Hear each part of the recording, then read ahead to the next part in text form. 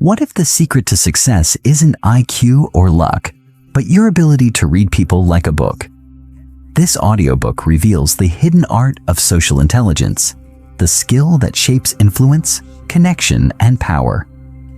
Master it, and you'll never see the world the same again. Introduction.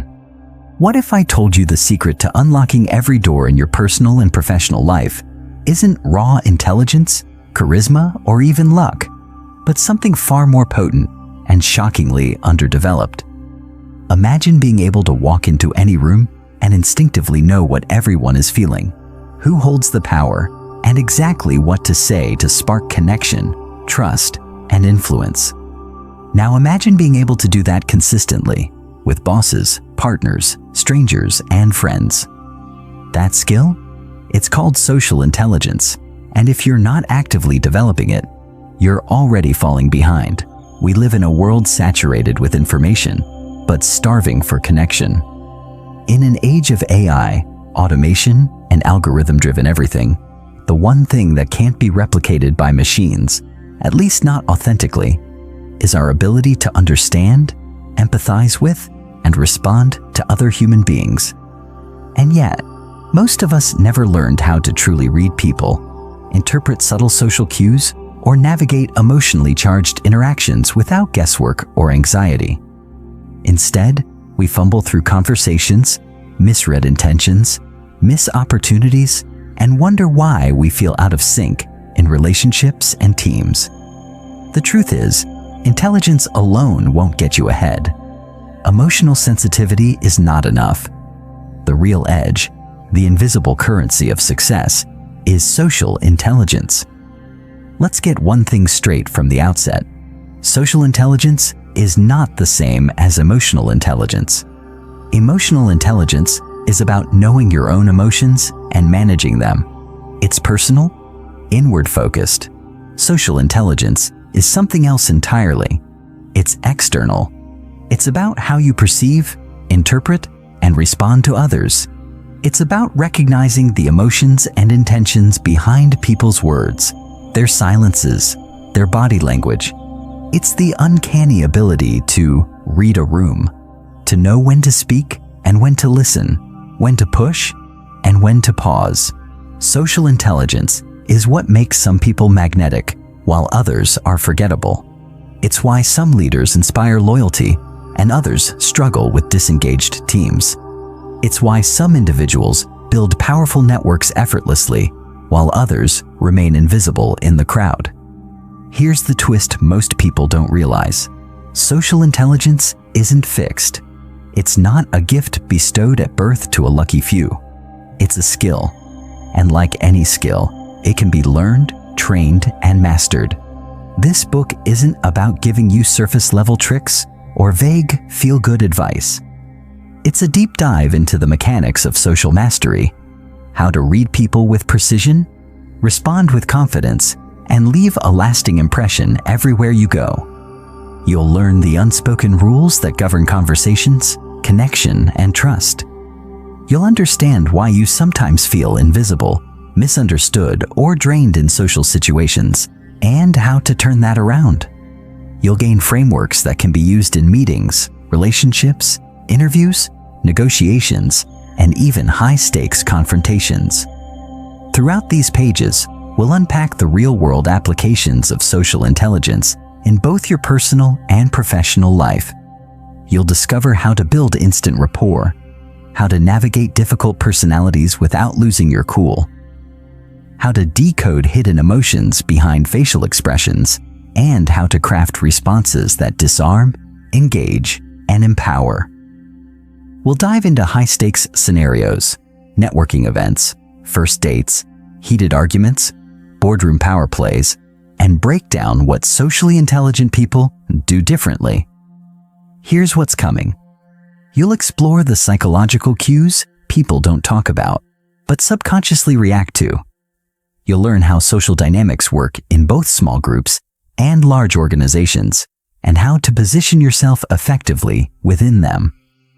You'll gain insight into verbal and nonverbal communication, from vocal tone to micro-expressions.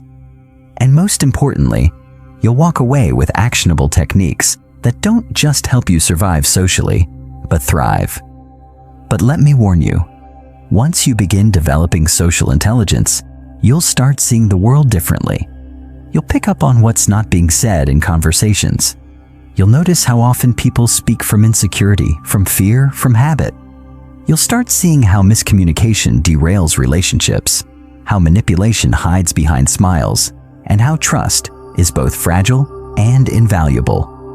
You'll begin to see the emotional ecosystem operating underneath every interaction, and you'll know exactly how to navigate it. This book was written for people who are ready to move beyond awkwardness, self-doubt, or social burnout. It's for those who want to speak and be heard, connect and be respected. Whether you're introverted or extroverted, ambitious or anxious, rising in your career or rebuilding your confidence, you're in the right place. Because developing social intelligence is not about changing who you are. It's about unlocking your most effective, influential self. And in today's world, that's not just a nice to have, it's a must-have. So here's the challenge. What if, by the time you finish this book, you could walk into any situation, any conversation, and know with certainty how to connect, lead, and influence? What if you could finally feel at ease in your own skin, knowing you have the tools to navigate any social terrain? If that excites you, or even just sparks the tiniest bit of curiosity, keep reading. Because everything you're about to learn will elevate the way you think, communicate, and connect with the people around you. The transformation starts now. And once you see how powerful this can be, there's no going back. Let's begin. Chapter 1. The Social Brain. The first step in understanding the power of social intelligence is realizing that human beings are, by nature, deeply social creatures. Our brains are not just wired to think and reason. They are specifically designed to connect with other people. This is not an abstract idea, but a scientific reality backed by decades of research into neuroscience and psychology. The brain has developed over millennia in ways that allow us to perceive, interpret, and respond to the emotions and actions of others. This complex system of connections is what we call the social brain. Before diving into the mechanics of the social brain, let's first recognize the sheer magnitude of social interactions in our daily lives. Every conversation you have, every interaction with a colleague, family member, or even a stranger on the street requires the brain to constantly process a vast array of signals, facial expressions, tone of voice, body language, and the unspoken nuances that convey meaning far beyond words. Our brain's ability to decode these signals quickly and accurately is a testament to how deeply we are embedded in a social context. Without this ability, our relationships, whether personal or professional, would be incredibly challenging. In this chapter, we will explore how our brain processes social information, how it allows us to connect with others, and how it shapes our understanding of the world and people around us. By understanding how our brains are hardwired for social interaction, we can unlock the potential of social intelligence and harness it to improve our relationships, our work, and our lives. Understanding the evolutionary roots of the social brain. Our social brains didn't emerge overnight. They are the result of millions of years of evolution. Early humans, like all social animals, needed to form strong bonds with others to survive. Whether in small tribes or larger communities, survival often depended on cooperation and mutual support. This drive for social connection became ingrained in the very structure of our brain. As a result, human beings evolved specialized neural systems that help us navigate the complex web of social interactions. The evolutionary foundation of the social brain can be traced to the development of certain areas of the brain, such as the prefrontal cortex, amygdala, and insula. These brain regions play key roles in processing emotions, reading facial expressions, and understanding social cues. The development of these brain areas helped early humans navigate their social environments, form alliances, and avoid threats. This evolutionary adaptation was crucial for survival, and it laid the foundation for the sophisticated social intelligence we possess today. One of the most fascinating aspects of the human brain is the presence of mirror neurons, which are specialized cells that allow us to empathize with others. When we observe someone performing an action or experiencing an emotion, these neurons fire in our brain as though we were doing the same thing. This enables us to feel what others feel and understand their emotions more deeply. Mirror neurons are a key component of empathy, and they form a vital part of our social brain. This neural mechanism allows us to connect with others on a deeply emotional level, and it is the basis for the powerful sense of shared experience that forms the foundation of human relationships. The role of the prefrontal cortex, a social decision maker. One of the most critical brain regions involved in social intelligence is the prefrontal cortex, PFC, the area at the front of the brain that is responsible for higher-level thinking, decision-making, and self-regulation. This area of the brain helps us make decisions based not only on logic, but also on social and emotional considerations. The PFC is what allows us to weigh social consequences, to choose behaviors that align with our values, and to regulate our impulses in social settings. When you meet someone new, the prefrontal cortex is at work. It's not just analyzing what that person is saying, but also interpreting their body language, facial expressions, and the tone of their voice. The PFC helps us assess the emotional context of a conversation and decide how to respond. This complex decision-making process often happens in split seconds, demonstrating just how deeply our brain is attuned to social interactions. Over time, these quick assessments become second nature, allowing us to navigate social situations with ease. The prefrontal cortex also plays a role in managing social relationships. It helps us maintain self-control in difficult social situations, whether it's restraining from saying something inappropriate or recognizing when to speak up in a group conversation. It helps us understand the emotional landscape of a situation and decide how best to engage with others. The prefrontal cortex's ability to process social information is what allows us to navigate the complexities of group dynamics, whether at work or in personal relationships. The amygdala, the emotional signal center. Another key player in the social brain is the amygdala, the brain's emotional alarm system. The amygdala is responsible for detecting threats in our environment and triggering the appropriate emotional response. This could be a feeling of fear when encountering danger or joy when seeing a loved one, but the amygdala's role extends beyond basic survival instincts. It also plays a significant role in social interactions. In social situations, the amygdala helps us process the emotional signals of others.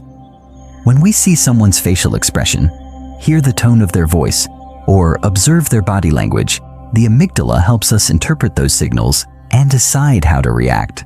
For example, if someone is smiling and speaking warmly, the amygdala signals that the person is approachable and friendly.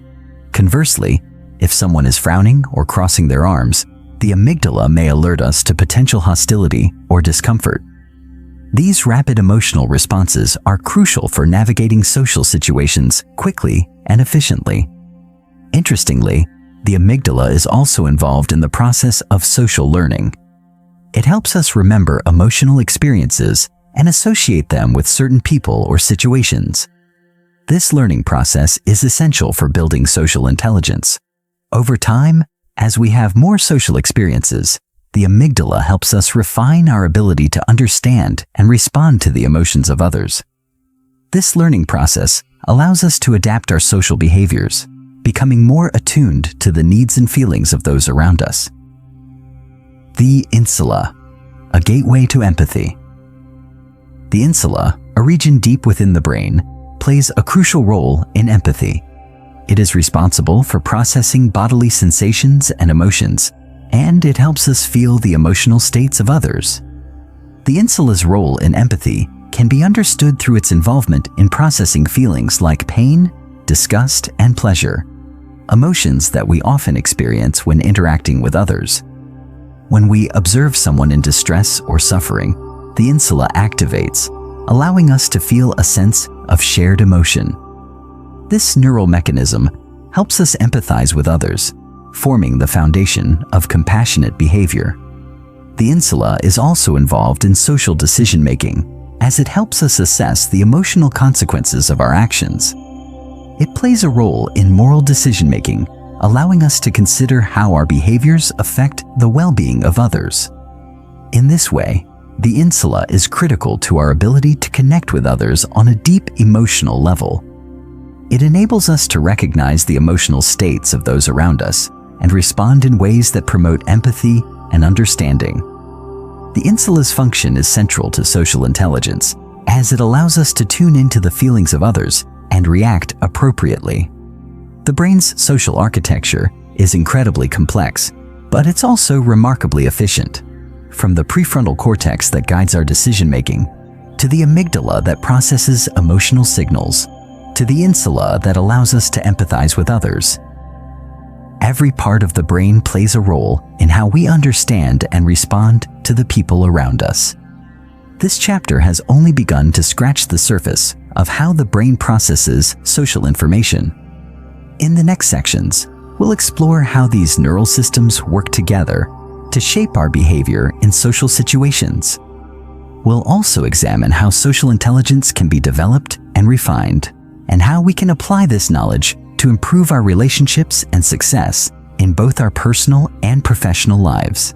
Understanding the social brain is the first step in mastering social intelligence. By recognizing how our brains are wired for connection, we can begin to appreciate the power of empathy, communication, and emotional awareness in building meaningful relationships.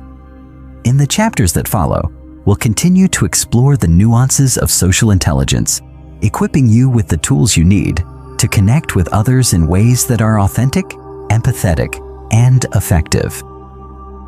Chapter 2: The Nature of Empathy. Defining empathy and its role in human connection.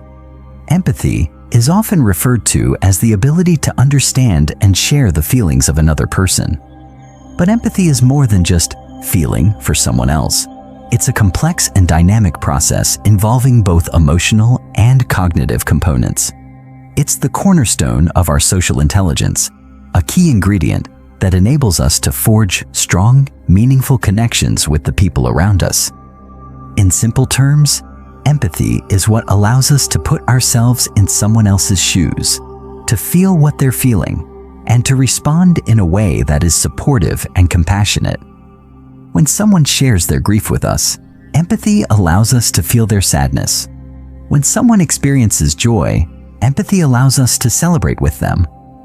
It is, in many ways, the thread that binds us to others, allowing us to relate to their emotions and experiences.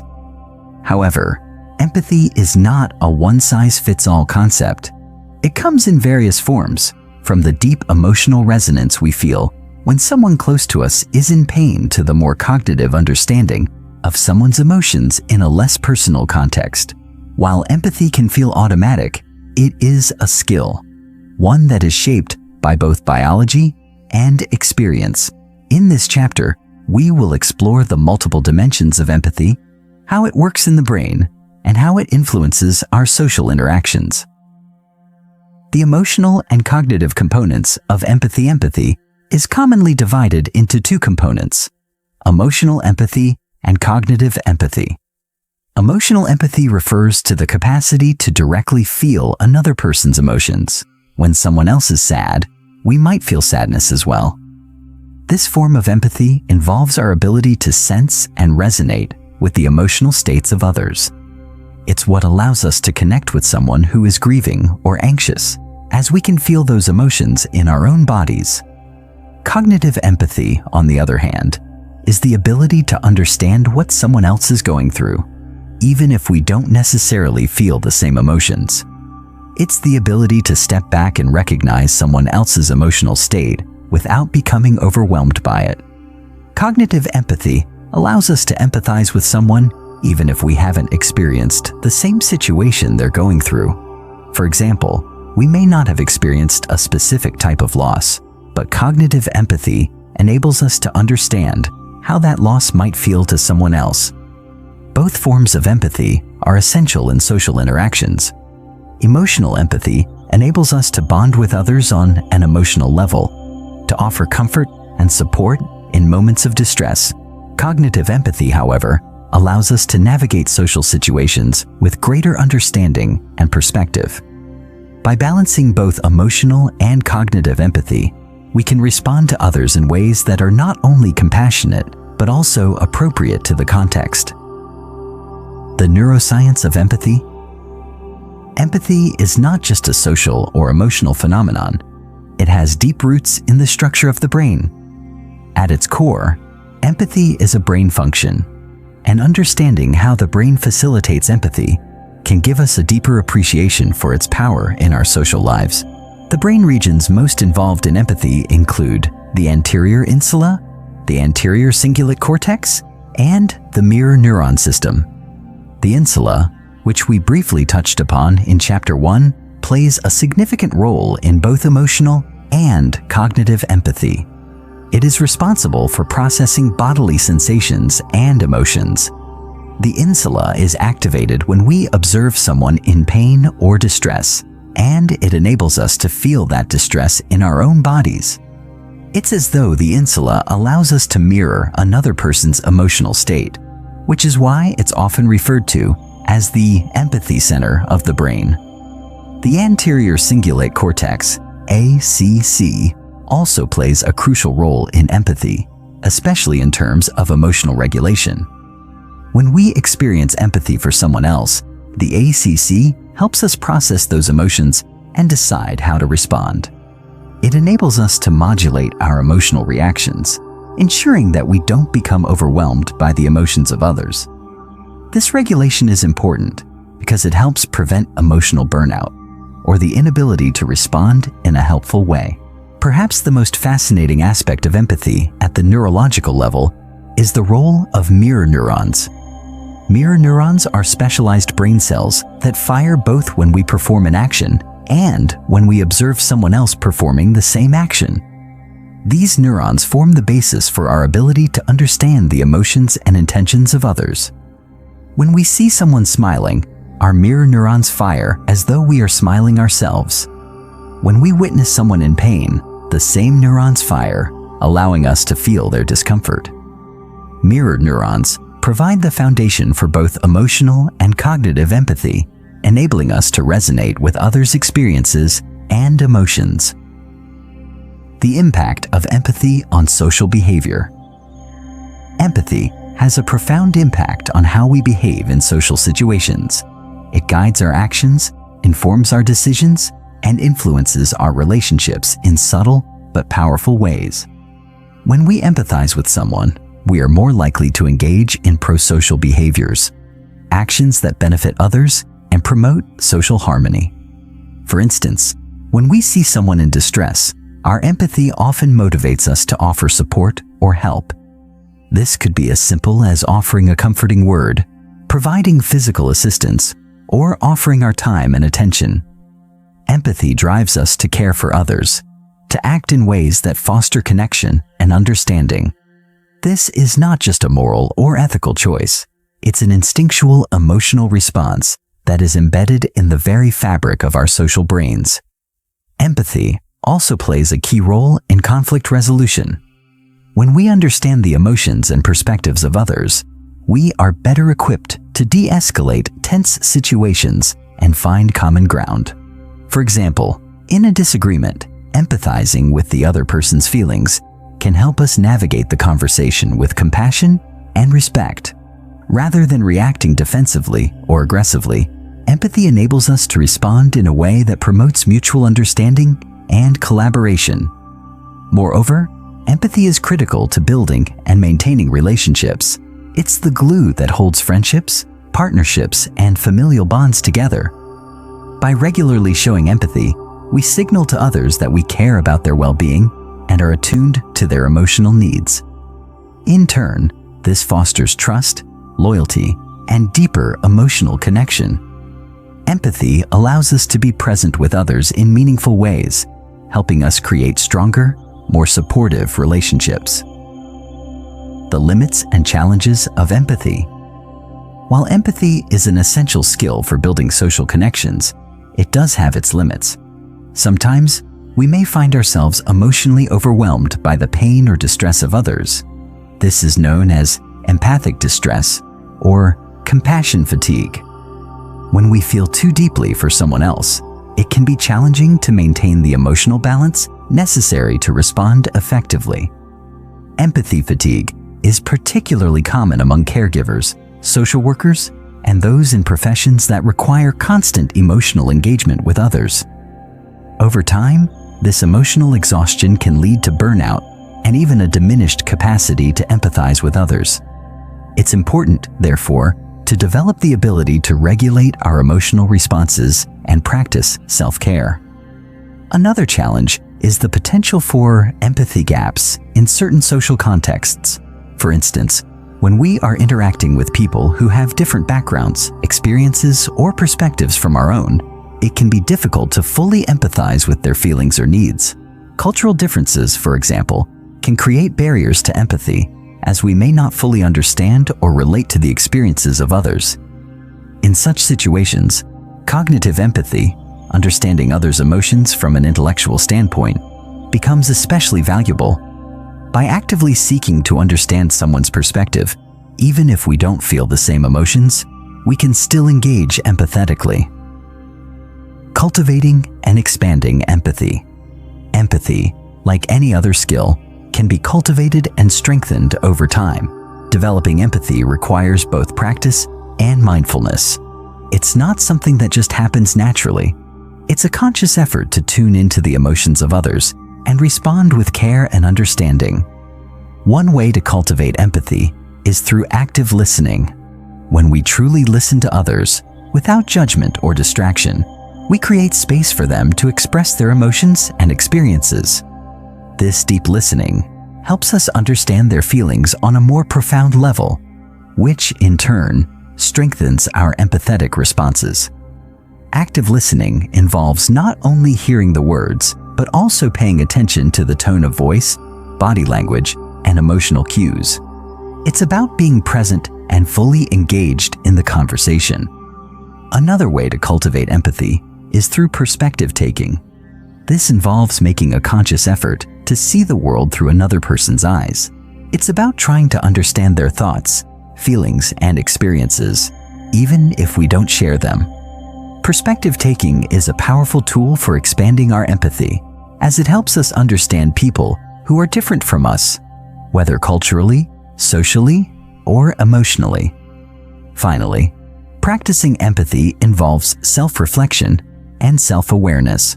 By regularly reflecting on our own emotional responses and recognizing when we might be disconnected from others, we can become more attuned to the needs of those around us. Empathy is not just about understanding others. It's also about understanding ourselves and how our emotions influence our interactions. Empathy is at the core of social intelligence. It allows us to connect with others on a deep emotional level, fostering trust, compassion, and mutual understanding. Empathy enables us to respond appropriately to the emotions of others, promoting positive interactions and relationships. It drives pro-social behaviors, enhances communication, and helps us navigate complex social situations with sensitivity and insight. As we've seen in this chapter, empathy is a multifaceted skill that involves both emotional and cognitive components.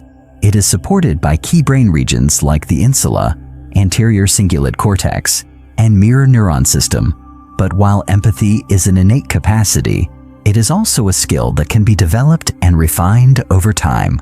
By cultivating empathy, we can enhance our social intelligence and create stronger, more meaningful connections with the people around us. Chapter 3. The Power of Nonverbal Communication. We all know the importance of words in communication, but research shows that up to 93% of communication is nonverbal. This includes facial expressions, body language, posture, tone of voice, and even subtle changes in our behavior that can convey powerful messages, often without us even being aware of it. Nonverbal communication is an essential element of how we understand and connect with others. It operates on a level far deeper than words, often revealing more about our feelings, intentions, and emotions than we may intend to express verbally. The human brain is highly tuned to pick up on these nonverbal signals. From the tilt of a head to the way a person stands, our brains are constantly processing a flood of nonverbal cues. Understanding these cues is critical for building strong relationships, both personally and professionally. As we delve into the intricacies of nonverbal communication, we will see how vital it is to our ability to navigate social interactions, foster empathy, and develop social intelligence. In this chapter, we'll explore the different types of nonverbal communication and the underlying psychological principles that govern them. By understanding how nonverbal communication works, we can learn to interpret others' emotions and intentions more accurately, while also being mindful of the signals we send to others. The basics of nonverbal communication. Nonverbal communication includes a wide array of signals and behaviors. Some of the most common forms of nonverbal communication include 1. Facial expressions. Our faces are incredibly expressive, conveying a wide range of emotions, from joy and surprise to sadness and anger. In fact, facial expressions are one of the most universally understood forms of nonverbal communication, transcending cultural boundaries. Research by psychologist Paul Ekman shows that people around the world are able to recognize basic emotions, such as happiness, anger, fear, sadness, surprise, and disgust, based on facial expressions alone. The key to understanding facial expressions is recognizing the subtle movements of the muscles around the eyes, mouth, and forehead. For example, a genuine smile, also known as a Duchenne smile, involves the activation of both the mouth and the eyes. On the other hand, a forced or fake smile typically only involves the mouth. Being able to recognize these subtle differences can enhance our ability to understand the emotional state of others. 2. Body language and posture. Our bodies convey a wealth of information, often unconsciously. The way we sit, stand, or move can communicate confidence, anxiety, openness, defensiveness, or even aggression. Open body language, such as standing tall with shoulders back and arms uncrossed, signals confidence and approachability. In contrast, closed body language, such as crossed arms, hunched shoulders, or avoiding eye contact, can indicate discomfort, defensiveness, or lack of interest. Posture is also a key component of nonverbal communication. Leaning in during a conversation can signal engagement and interest, while leaning away can suggest boredom or a desire to distance oneself. The way we position our bodies in relation to others can reveal a lot about the level of comfort, power dynamics, and emotional connection we have with those around us. 3. Gestures. We often use hand gestures to emphasize our words or convey meaning. These gestures can be both cultural and universal. For instance, a thumbs up is generally understood as a sign of approval in many cultures, while a wave signifies a greeting or farewell. However, the meanings of some gestures can vary widely between cultures. For example, the gesture of crossing one's fingers to indicate hope or good luck may be understood in one culture but not in another. The frequency, intensity, and type of gestures we use can also reveal our emotional state. Nervousness may cause someone to fidget or make repetitive gestures, while confidence can be shown through deliberate, expansive hand movements. 4. Eye contact. Eye contact is one of the most powerful forms of nonverbal communication. It is often said that the eyes are the windows to the soul, and this is because they convey so much information about how we're feeling.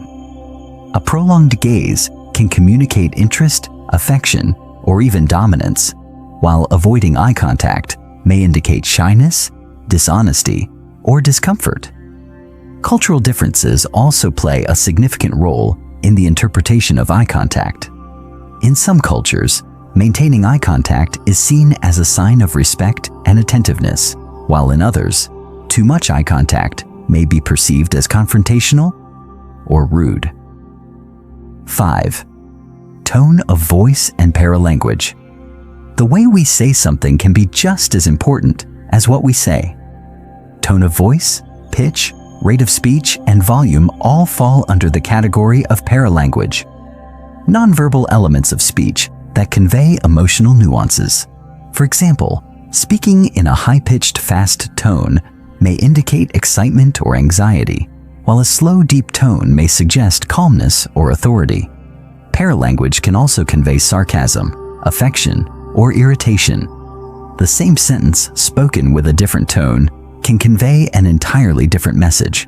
Therefore, listening to the tone and rhythm of speech is essential for understanding the true meaning behind a statement. The psychological mechanisms behind nonverbal communication.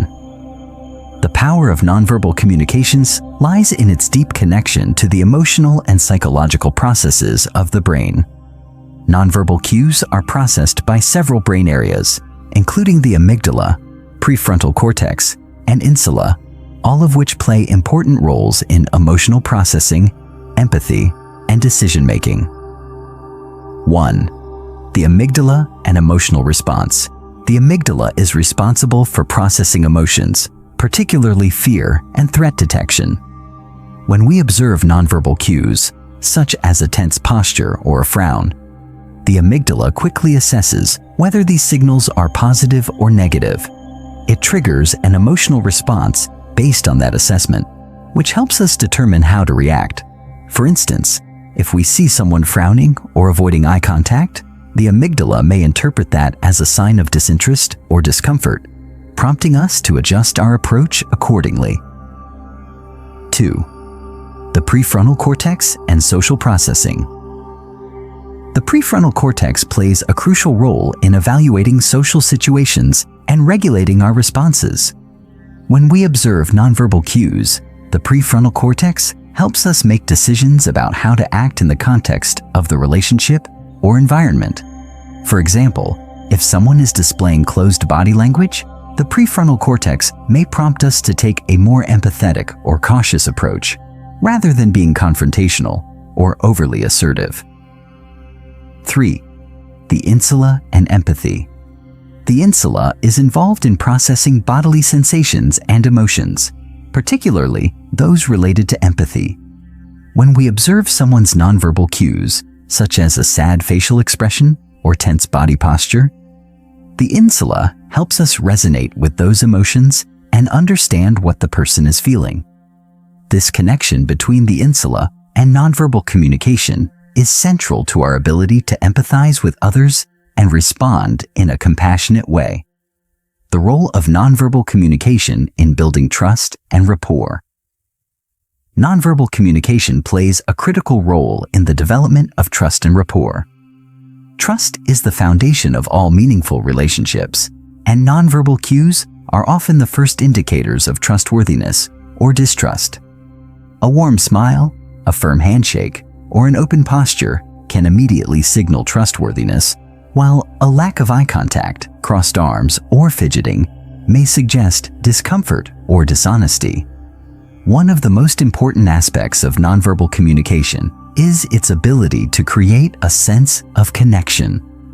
When we mirror another person's body language, posture, or gestures, known as mirroring or matching, we subconsciously signal to them that we are on the same wavelength. This mirroring behavior is a natural way to build rapport and trust. It signals empathy and understanding, which are essential for establishing a positive connection. In addition, nonverbal communication can enhance the effectiveness of verbal communication. When our nonverbal cues align with our words, they create a sense of coherence and authenticity. For example, when someone says they're happy to see you, but their arms are crossed and they avoid eye contact, the message may feel insincere. In contrast, when someone's verbal message is reinforced with open body language, a warm smile, and direct eye contact, the message feels genuine and trustworthy. How to improve your nonverbal communication skills. Becoming more aware of your own nonverbal communication and learning to read others' cues is a powerful way to improve your social intelligence. Here are a few strategies to enhance your nonverbal communication skills. 1. Increase awareness. Start by paying attention to your own body language. Are you conveying openness, warmth, and interest through your posture, facial expressions, and gestures? Are you maintaining appropriate eye contact? Becoming more mindful of your own nonverbal cues allows you to control how others perceive you and helps you engage more authentically in social interactions. 2. Observe others. Pay attention to the nonverbal cues of the people around you. Notice their facial expressions, posture, and tone of voice. Try to interpret their emotions and intentions based on these cues.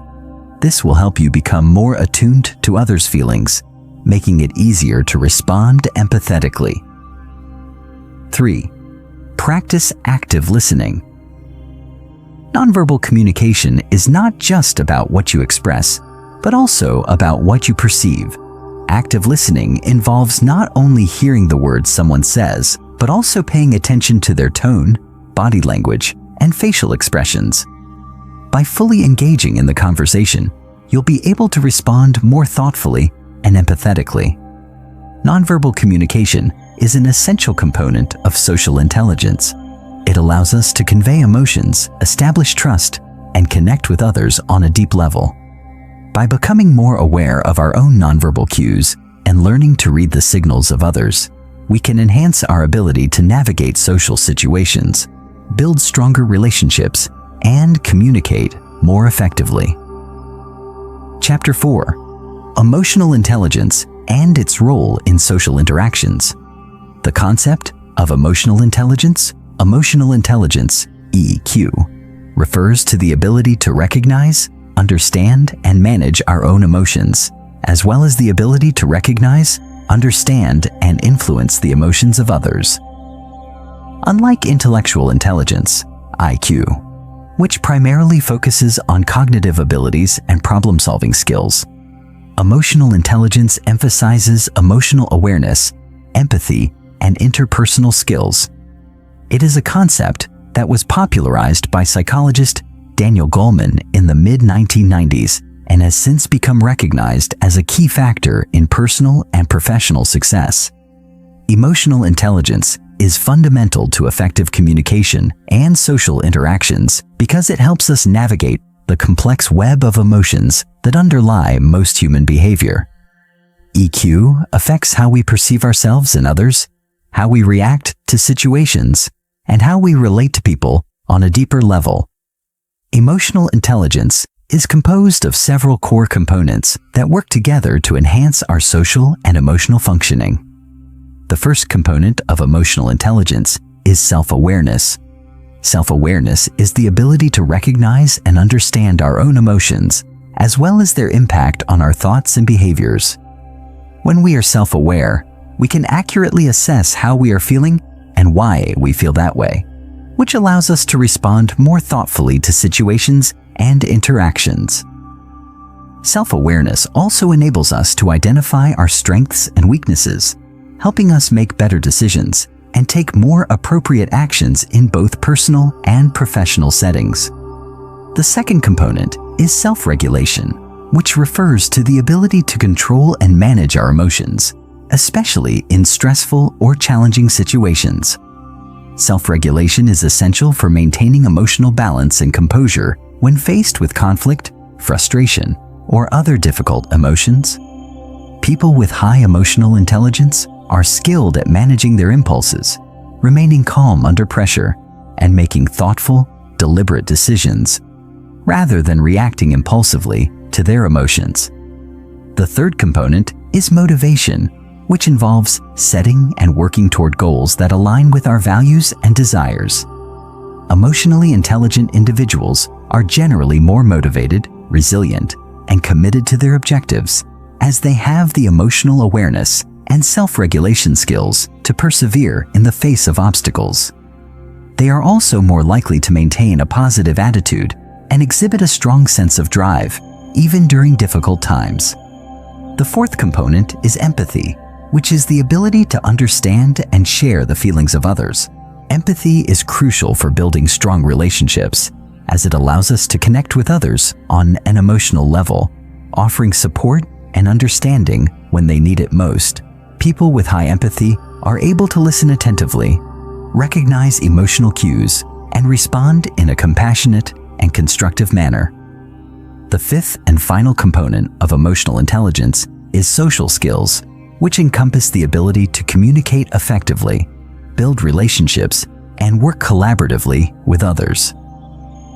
Social skills are the practical application of emotional intelligence, as they involve using our emotional awareness and empathy to navigate social interactions, resolve conflicts, and influence others in a positive way. How emotional intelligence impacts social interactions. Emotional intelligence plays a pivotal role in our social interactions, shaping the way we connect with others, manage conflicts, and build relationships. At its core, EQ allows us to tune into the emotional undercurrents that influence social dynamics, making it easier to understand the motivations, concerns, and needs of others. In many ways, emotional intelligence serves as a kind of social radar, helping us pick up on subtle emotional signals and respond accordingly. For example, when we interact with someone, we don't just listen to their words. We also pay attention to their tone of voice, body language, and facial expressions. These nonverbal cues convey important emotional information that can guide our responses. People with high emotional intelligence are particularly adept at reading these cues, allowing them to navigate social situations with greater ease and confidence. They can recognize when someone is feeling anxious, frustrated, or sad, and adjust their behavior to be more supportive or empathetic. In contrast, individuals with low emotional intelligence may struggle to pick up on these emotional signals, leading to misunderstandings or awkward interactions. One of the key ways that emotional intelligence enhances social interactions is through the development of empathy. Empathy is the ability to put ourselves in someone else's shoes and truly understand their emotional experience. It goes beyond sympathy, which involves feeling pity or sorrow for someone. Empathy involves connecting with their feelings and sharing in their emotional journey. Empathy is a fundamental aspect of emotional intelligence because it allows us to build rapport, establish trust, and deepen our relationships with others. When we show empathy, we create a sense of emotional safety and understanding, which encourages others to open up and engage with us.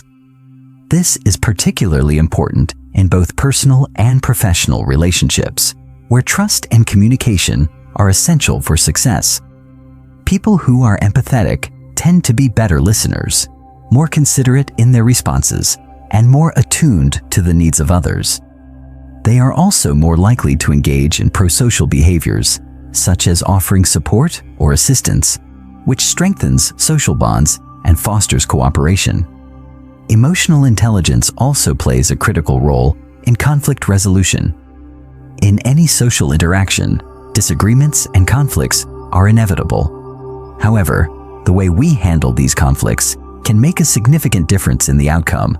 People with high emotional intelligence are generally more skilled at managing conflict because they can regulate their emotions and approach the situation with a calm, measured mindset. Rather than reacting impulsively or aggressively, they take the time to understand the perspectives of all parties involved and seek a constructive resolution.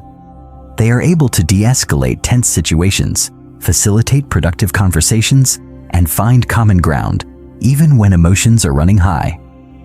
In contrast, individuals with low emotional intelligence may become defensive, argumentative, or dismissive during conflicts, which can lead to further tension and damage to the relationship. By understanding and managing our emotions, we are better equipped to navigate disagreements in a way that promotes collaboration and mutual respect. Furthermore, Emotional intelligence is crucial for building and maintaining positive relationships, both personally and professionally. Relationships are built on trust, communication, and mutual respect, and emotional intelligence enhances all of these components. When we are emotionally intelligent, we are more likely to communicate effectively, show empathy, and handle conflicts constructively, all of which contribute to stronger, more resilient relationships. In a professional context, emotional intelligence is particularly valuable as it helps individuals collaborate more effectively, lead teams with greater skill, and navigate complex social dynamics in the workplace. Leaders with high emotional intelligence are more likely to inspire loyalty, motivate their teams, and create a positive work environment. They are also better at managing stress and staying focused under pressure, which allows them to make better decisions and lead by example. Emotional intelligence is also important for networking and building connections, as it enables individuals to connect with others on a personal level and build rapport quickly. The benefits of emotional intelligence. The benefits of emotional intelligence are vast and far-reaching. Research has shown that individuals with high emotional intelligence tend to experience greater success in both their personal and professional lives. They are more likely to have fulfilling relationships, higher levels of job satisfaction, and better overall mental health. This is because emotional intelligence allows us to better manage our emotions, navigate social situations, and build stronger, more supportive relationships. People with high EQ are also more likely to be resilient in the face of adversity, as they are able to regulate their emotional responses to stress and maintain a positive outlook. This resilience is particularly important in today's fast-paced, often unpredictable world, where change and uncertainty are constants. In addition to improving personal and professional relationships, emotional intelligence is also linked to improved physical health. Studies have found that individuals with high emotional intelligence are less likely to experience stress-related health problems, such as high blood pressure or heart disease. This is likely because emotional intelligence helps individuals manage their emotions in a healthy way, reducing the harmful effects of chronic stress. By learning to regulate our emotions, we can lower our stress levels, improve our immune system function, and enhance our overall well-being. Another key benefit of emotional intelligence is its role in enhancing leadership skills. Leaders with high emotional intelligence are better equipped to inspire and motivate their teams, resolve conflicts, and foster a positive work culture. They are also more adept at understanding the emotional needs of their employees and providing the support and guidance necessary for success. Research has shown that emotionally intelligent leaders are more likely to earn the trust and respect of their employees, which leads to higher levels of engagement, productivity, and job satisfaction. Additionally, emotional intelligence helps leaders navigate the complexities of decision-making, as it enables them to consider the emotional impact of their choices on others. How to develop emotional intelligence. While emotional intelligence may come more naturally to some individuals, it is a skill that can be developed and strengthened over time. The process of improving emotional intelligence involves building self-awareness, practicing emotional regulation, and developing empathy and social skills. Here are some strategies to help you enhance your emotional intelligence. 1. Practice self-reflection. Self-awareness is the foundation of emotional intelligence, and it begins with self-reflection. Take time each day to reflect on your emotions, thoughts, and behaviors. Ask yourself how you felt during different interactions, what triggered those emotions, and how your reactions affected the outcome of the situation. Journaling can be a helpful tool for self-reflection, as it allows you to process your thoughts and emotions in a constructive way. 2. Regulate your emotions. Emotional regulation is a skill that can be developed through mindfulness and relaxation techniques.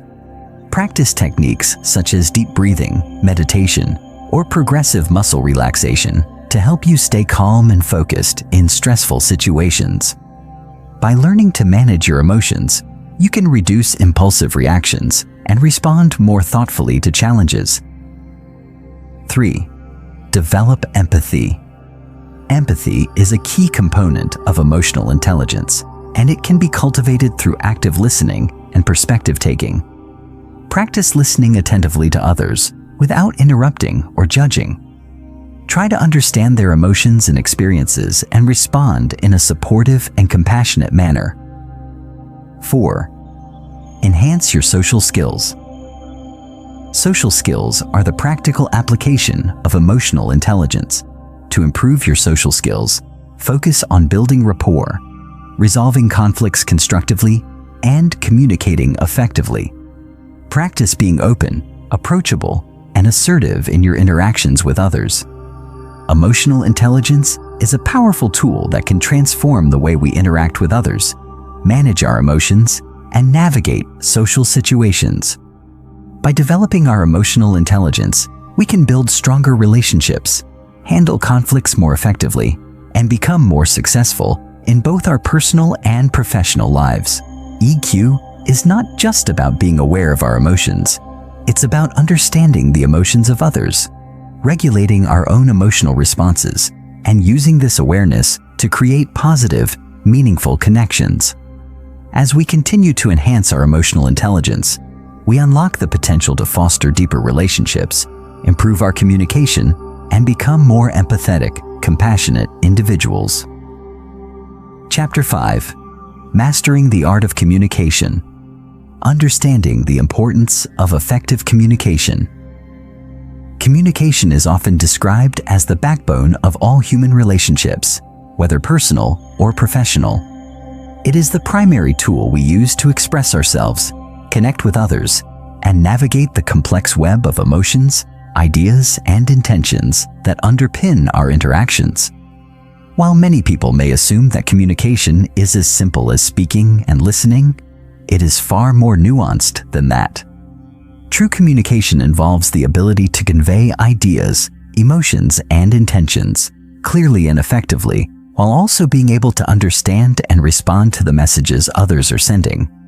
In fact, effective communication is a key determinant of success in nearly every aspect of life, whether it's fostering strong relationships, advancing in a career, or resolving conflicts. Without effective communication, misunderstandings, frustration, and isolation are likely to occur, often resulting in unnecessary conflict or disconnection. By mastering the art of communication, we can build better relationships, collaborate more efficiently, and navigate the challenges of daily life with greater ease. At its core, communication is a two-way process. It involves not only the transmission of information, but also the reception and interpretation of that information. The message being communicated can be verbal or nonverbal, and both forms play a crucial role in shaping the effectiveness of the communication. Verbal communication, which involves the use of words, is often the first thing we think of when we consider communication. However, research has shown that a significant portion of communication is nonverbal. Some estimates suggest that as much as 93% of communication is conveyed through nonverbal cues, including body language, facial expressions, tone of voice, and gestures. This means that even when we are not speaking, we are still sending powerful messages to those around us. It is essential to be aware of both verbal and nonverbal elements of communication, as they work together to convey meaning and influence the impact of our messages. When both are in alignment, communication is more likely to be effective and engaging. But when they are mismatched, confusion and misinterpretation can occur.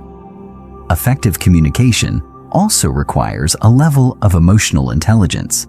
Being emotionally aware of ourselves and others allows us to choose our words carefully, respond empathetically, and engage in active listening. This requires us to be fully present during conversations, not just passively receiving information, but also engaging with it. It is important to remember that communication is not a one-way street. it is a dynamic interaction where both parties are involved in the exchange. Active listening is a critical component of effective communication. It goes beyond hearing words to fully understanding and processing the message being delivered. This involves paying attention to the speaker's tone, body language, and emotional state, while also remaining open to their perspective. When we listen actively, we show that we value the other person's thoughts and feelings, which helps to build trust and rapport. Conversely, when we fail to listen attentively or are distracted during conversations, it can cause frustration, alienation, and a breakdown in communication. The elements of communication: words, tone, and body language. The elements of communication are multifaceted, and each component plays a crucial role in how messages are received and understood. Let's begin by looking at verbal communication, which involves the use of words to convey meaning. The choice of words is essential in shaping how a message is perceived. Words carry both denotative, literal meanings, and connotative, emotional or subjective meanings, and understanding the nuances of language is key to ensuring effective communication. For instance, the way we phrase something can influence whether it is interpreted as a positive or negative message. A simple phrase like, "I understand," can carry different meanings depending on the context, tone, and relationship between the people involved. The words we use can either enhance or undermine the message we are trying to communicate, so it is crucial to be mindful of our language choices. Tone of voice is another vital element of communication that can greatly impact the meaning of our words. Tone refers to the emotional quality of our voice, whether it's warm, cold, excited, frustrated, or indifferent. A speaker's tone can convey a wealth of information beyond the actual words being spoken. For example, saying, "I'm fine" in a flat monotone voice may suggest that the speaker is not actually fine and may be upset or frustrated. Conversely, saying "I'm fine" in an upbeat and warm tone conveys sincerity and assurance. Our tone can indicate our emotional state, intentions, and level of engagement in the conversation. When our tone is inconsistent with our words, it can lead to confusion or mistrust. Being mindful of our tone and ensuring that it aligns with the message we want to convey is essential for effective communication. Body language is perhaps the most powerful nonverbal aspect of communication. It encompasses all the physical gestures, movements, and postures that convey information about how we are feeling and what we are thinking. Body language includes facial expressions, eye contact, posture, gestures, and even the distance we maintain from others during conversations. These cues can provide additional context and meaning to the words we speak. For example, maintaining eye contact during a conversation shows attentiveness and respect, while avoiding eye contact may signal discomfort, disinterest, or dishonesty. Crossed arms may suggest defensiveness or discomfort, while an open posture can convey openness and receptivity. The way we position ourselves, our facial expressions, and our physical movements all send messages to the other person, whether consciously or unconsciously. In fact, body language often communicates more about our true feelings than the words we say, which is why it is essential to be aware of the signals we are sending through our physical actions. Active listening and its role in effective communication. One of the most crucial components of effective communication is active listening. Many people believe that communication is primarily about speaking, but the truth is that listening is just as, if not more, important. Active listening involves fully concentrating on the speaker, understanding their message, responding thoughtfully, and remembering what was said. It requires more than just hearing the words. It involves paying attention to the speaker's tone, body language, and emotional state, while also suspending judgment and providing feedback. Active listening is not about preparing our own response while the other person is speaking. It is about being fully present and engaged in the conversation. When we listen actively, we show that we respect the other person's perspective and value their input. This creates a sense of trust and connection, making the other person feel heard and understood. On the other hand, when we fail to listen actively by interrupting, zoning out, or simply waiting for our turn to speak, we risk alienating the other person and creating misunderstandings. Active listening involves several key techniques, including paraphrasing, summarizing, and asking clarifying questions. Paraphrasing involves restating what the speaker has said in our own words, which not only demonstrates that we are listening, but also provides an opportunity for the speaker to confirm or correct our understanding. Summarizing involves providing a brief recap of the main points of the conversation, which helps ensure that we have captured the key elements of the discussion. Asking clarifying questions is another important technique, as it shows that we are engaged and eager to understand the speaker's message more fully. By practicing these techniques, we can enhance our ability to listen actively and improve the overall quality of our communication. Nonverbal communication, the silent language of interaction. As previously mentioned, nonverbal communication plays a significant role in the way we convey messages and interpret others' behavior. Nonverbal cues, such as facial expressions, gestures, posture, and eye contact, often communicate more than words themselves. These cues can provide insight into a person's emotions, intentions, and attitudes, sometimes revealing more about what they are thinking or feeling than their spoken words. In fact, research suggests that up to 93% of communication is nonverbal, with 55% of communication coming from body language, 38% from tone of voice, and only 7% from the actual words used. Given the powerful influence of nonverbal communication, it is essential to pay attention to these cues, both in ourselves and in others. One of the most important aspects of nonverbal communication is body language, which can convey a range of emotions and attitudes. For example, crossed arms may indicate defensiveness or resistance, while an open posture suggests openness and receptivity. Similarly, a warm, genuine smile can convey friendliness and approachability, while a frown or scowl may indicate displeasure or anger. Eye contact is another crucial component of nonverbal communication. Maintaining eye contact shows attentiveness and respect, while avoiding eye contact can suggest discomfort, dishonesty, or disinterest. The way we position our bodies in relation to others also sends nonverbal messages. Standing or sitting with an open posture and leaning slightly forward can communicate interest and engagement, while turning away or crossing our arms may signal disengagement or discomfort. Enhancing your communication skills. To master the art of communication, it is essential to develop both verbal and nonverbal communication skills. Start by focusing on active listening, ensuring that you are fully present during conversations and giving the speaker your undivided attention. Practice being mindful of your tone and body language, ensuring that they align with the message you are trying to convey. Pay attention to the nonverbal cues of others and learn to read the emotional undertones of a conversation.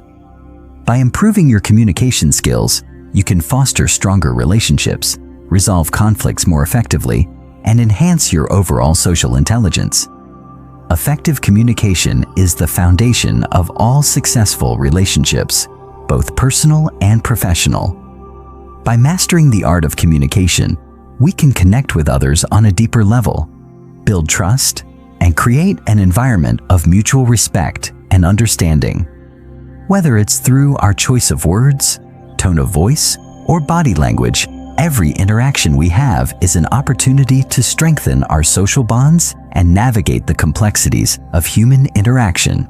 By honing our communication skills and practicing active listening, we can improve our ability to connect, collaborate, and thrive in an increasingly interconnected world. Chapter 6: The Power of Empathy in Communication. Empathy is often described as the ability to understand and share the feelings of another. It is a cornerstone of emotional intelligence and it plays a vital role in communication. In fact, empathy is one of the key elements that distinguishes truly effective communicators from those who struggle to form meaningful connections. Without empathy, communication can become transactional, superficial, and even alienating. But when empathy is present, it creates a bridge between people, allowing for a deeper understanding and connection. Empathy helps us see beyond our own perspectives, inviting us to step into the shoes of others and perceive the world through their eyes.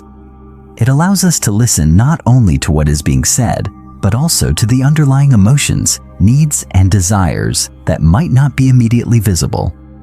Empathy enhances our social intelligence by helping us respond in ways that are sensitive to the feelings of others, fostering mutual respect and trust. This chapter will delve deeper into the nature of empathy, its impact on communication, and practical ways to cultivate this essential skill. The first step in understanding empathy is recognizing that it goes beyond mere sympathy. While sympathy involves feeling pity or sorrow for someone else's misfortune, empathy requires a deeper level of connection. It's not just about feeling sorry for someone, it's about experiencing their emotions as if they were your own. This does not mean that we lose our own emotional perspective or become overwhelmed by the other person's feelings, but rather that we open ourselves up to understanding and sharing in their emotional experience. This deeper emotional resonance creates a powerful bond between people and strengthens relationships. In contrast, a lack of empathy can lead to misunderstandings, frustration, and emotional distance. Empathy requires us to listen attentively with both our minds and hearts, and to engage with the other person's emotions and experiences in a genuine and non-judgmental way. This allows us to respond thoughtfully, offering support, comfort, or validation as needed. It also opens the door to more effective problem solving, as we can better understand the underlying motivations and concerns of others. Empathy is not just about understanding others on an intellectual level. It also involves connecting with them emotionally. This emotional connection allows us to engage in more compassionate and authentic communication. For example, when someone is going through a difficult time, simply offering words of comfort can sometimes feel empty if they are not backed by a genuine understanding of what the person is feeling. On the other hand, when we empathize with the person's emotions, we are able to offer words and actions that are grounded in compassion, and we are more likely to offer support that resonates with their needs.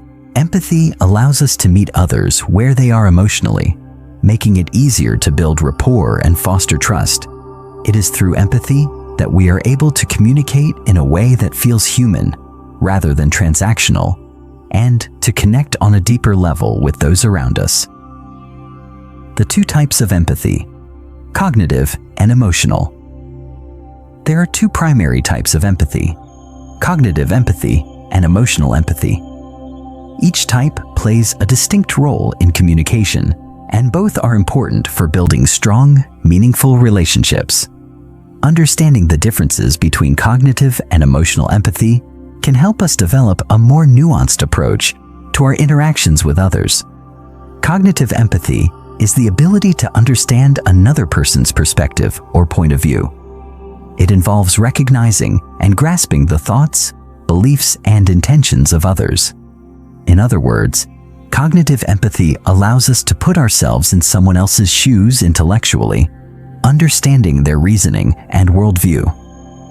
This type of empathy is particularly useful in situations that require problem solving, conflict resolution, or negotiation. For example, when a colleague presents a differing opinion, cognitive empathy enables us to understand their argument and the reasons behind it, even if we don't agree. This understanding allows us to engage in a more productive and respectful discussion, rather than resorting to defensiveness or aggression. Cognitive empathy is also crucial in professional environments, where it helps us work collaboratively with diverse teams, communicate effectively with clients, and navigate the complexities of social dynamics. It allows us to engage with others' ideas and perspectives without judgment, making it easier to find common ground and build consensus. On the other hand, emotional empathy involves feeling what another person is feeling. It is the ability to share in the emotional experience of others, such as feeling their joy, sadness, frustration, or fear. Emotional empathy allows us to connect with others on a deep, visceral level, enabling us to respond with genuine compassion and care. This type of empathy is particularly important in personal relationships, as it fosters emotional intimacy and understanding. For example, when a friend is grieving the loss of a loved one, emotional empathy allows us to feel their pain and offer support that comes from a place of shared emotion. Emotional empathy also plays a crucial role in comforting others during times of distress, as it enables us to offer validation and emotional support that meets the person's needs.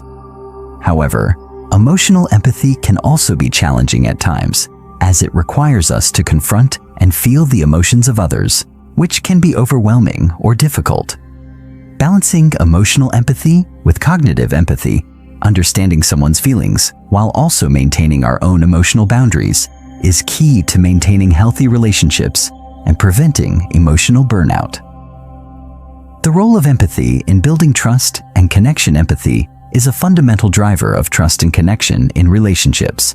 When we demonstrate empathy, we signal to others that we are attuned to their feelings and needs, and that we care about their well-being. This creates an environment of psychological safety, where people feel comfortable expressing themselves without fear of judgment or rejection. Trust is the foundation of all strong relationships, and empathy is one of the key ingredients in building and maintaining that trust. When people feel understood and valued, they are more likely to open up, be honest, and engage in meaningful communication. Conversely, when empathy is lacking, communication can become strained, leading to misunderstandings, frustration, and disconnection. Empathy fosters a sense of belonging and validation. When someone feels that their emotions are recognized and understood, they are more likely to feel connected to the other person and to trust them. This is especially important in personal relationships, where emotional intimacy is a key factor in building lasting bonds. Empathy helps create a space where both parties can be vulnerable, share their thoughts and feelings, and engage in authentic communication. In professional settings, empathy can also enhance collaboration and teamwork. When colleagues empathize with one another, they are more likely to support each other, work together to solve problems, and create a positive work environment. This sense of connection and mutual understanding can lead to greater productivity, creativity, and job satisfaction. Empathy also plays a crucial role in conflict resolution. When we are able to empathize with the emotions and perspectives of others, we are better equipped to handle disagreements and find solutions that satisfy everyone involved. Instead of focusing on winning or being right, empathy encourages us to listen with an open mind and seek understanding. It helps us approach conflicts with a mindset of collaboration rather than confrontation, which can lead to more positive outcomes. Empathy enables us to recognize the underlying emotional needs that may be driving a conflict, allowing us to address these needs in a compassionate and constructive manner. How to cultivate empathy in everyday interactions. While some people may have a natural inclination toward empathy, it is a skill that can be cultivated with practice. Developing greater empathy requires us to be intentional about how we engage with others and to prioritize understanding their feelings and perspectives. The following are several practical strategies for cultivating empathy in everyday interactions. 1. Practice active listening.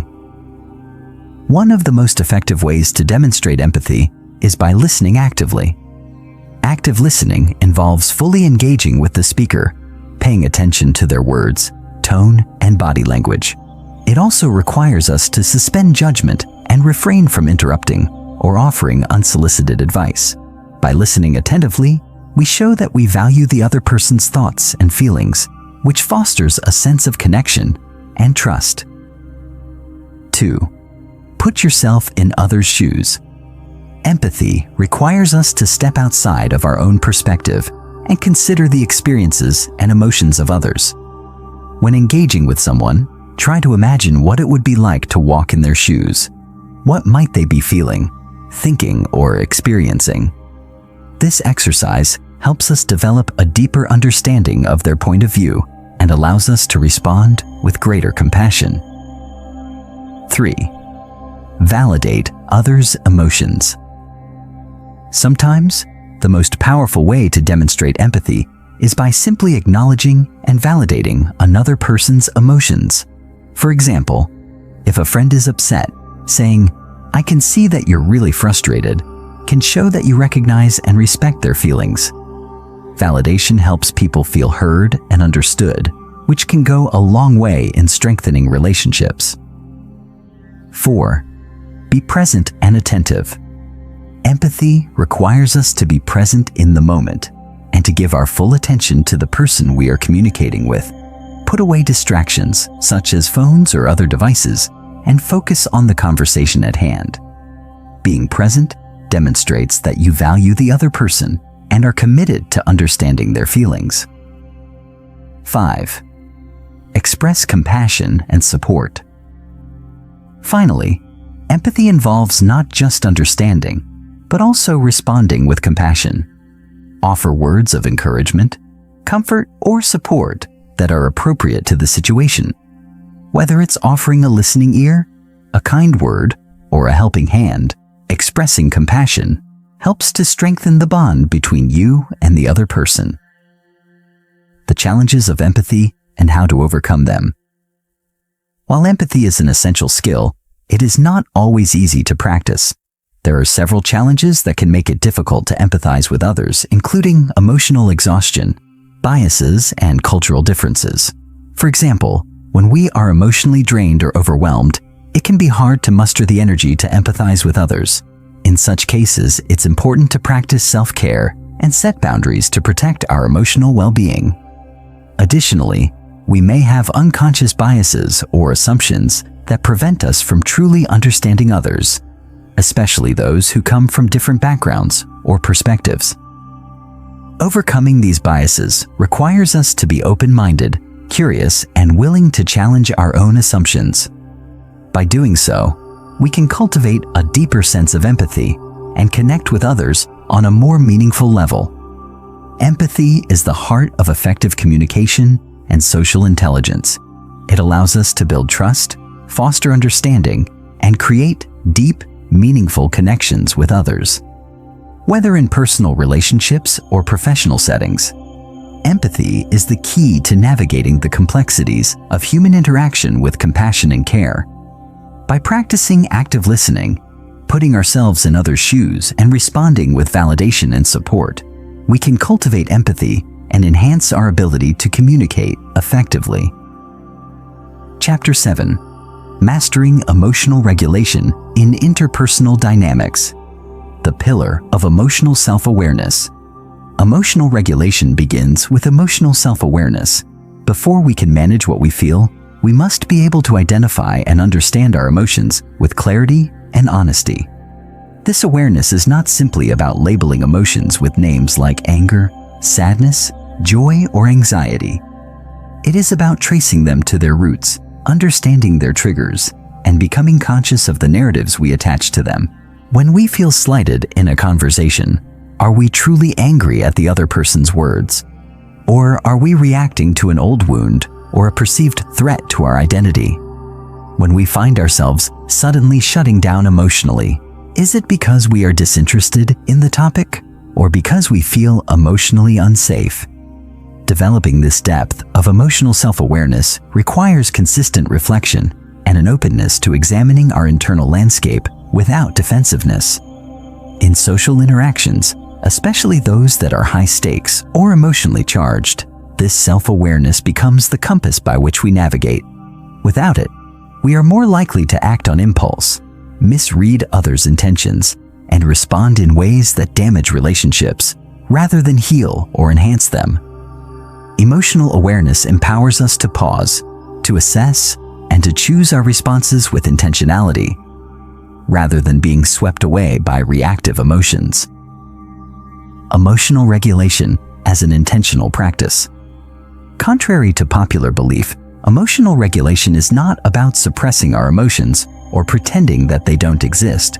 Rather, it is the process of managing our emotional responses so that they are appropriate to the context and aligned with our goals. Regulation involves both understanding and channeling our emotions, choosing how and when to express them, and finding ways to process and release them that are healthy and constructive. It may mean taking a deep breath before speaking in a moment of frustration, or choosing to delay a response when emotionally triggered. It may involve expressing disappointment without blame, or asserting a boundary with calm confidence rather than passive aggression. Effective emotional regulation also includes strategies like reframing negative thoughts, engaging in physical movement to release tension, and practicing mindfulness to ground ourselves in the present. As we engage in this practice regularly, it becomes more intuitive. Our emotional reactions no longer control us. Instead, we learn to work with our emotions as signals, rather than as obstacles. This intentionality transforms how we relate to others, helping us become more trustworthy, consistent, and resilient partners in communication.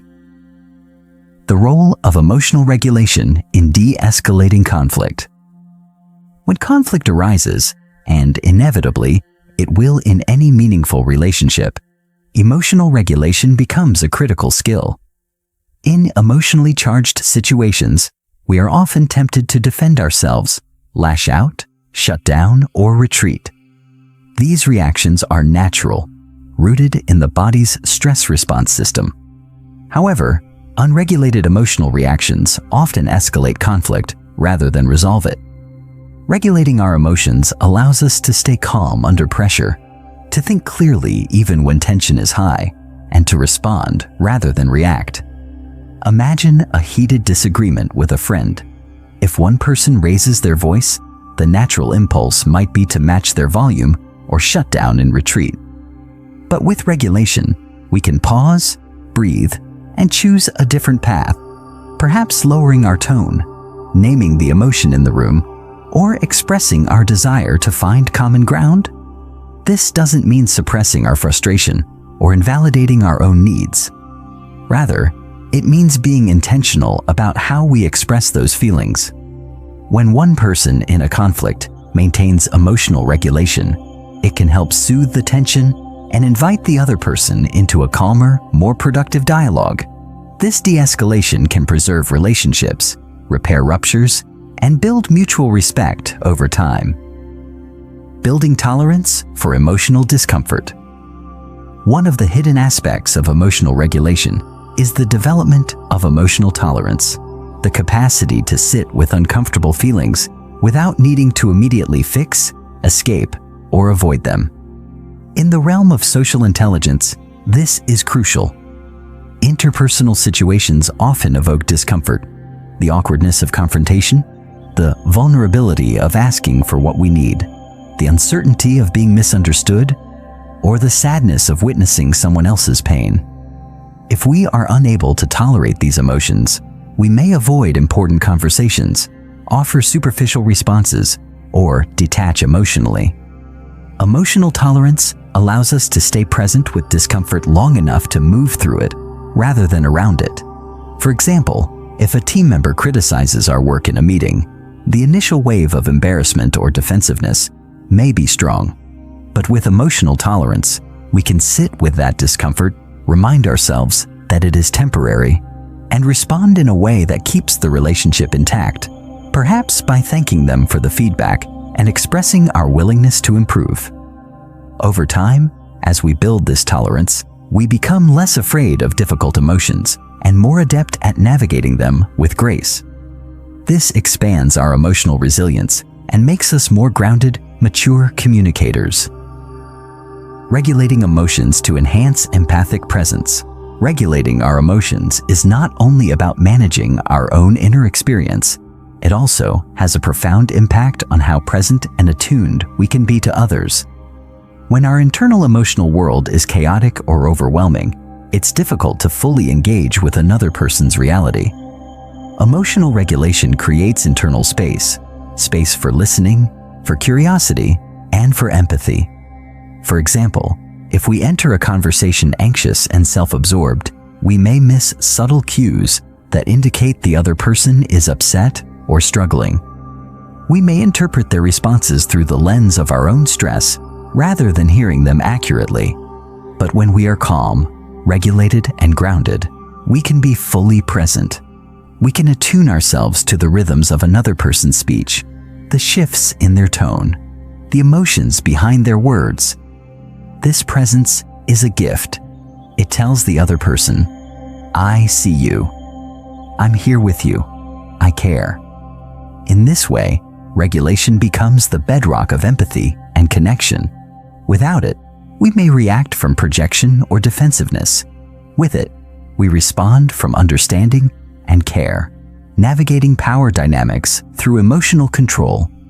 Emotional regulation becomes even more important in situations involving power dynamics, whether in leadership, mentoring, parenting, or negotiations. When we hold a position of authority, our emotional responses carry greater weight. A manager who snaps at an employee in frustration can shatter morale for days.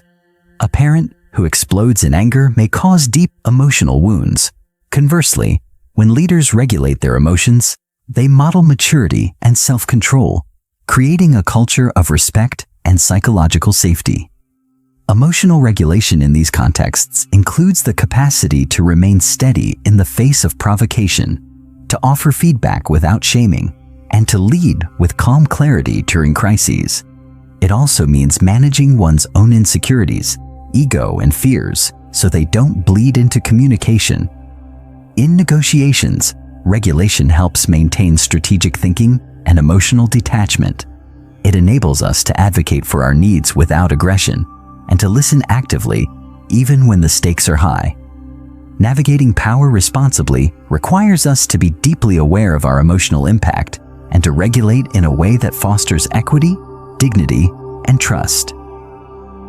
Training the brain for emotional regulation. The good news is that emotional regulation is a trainable skill.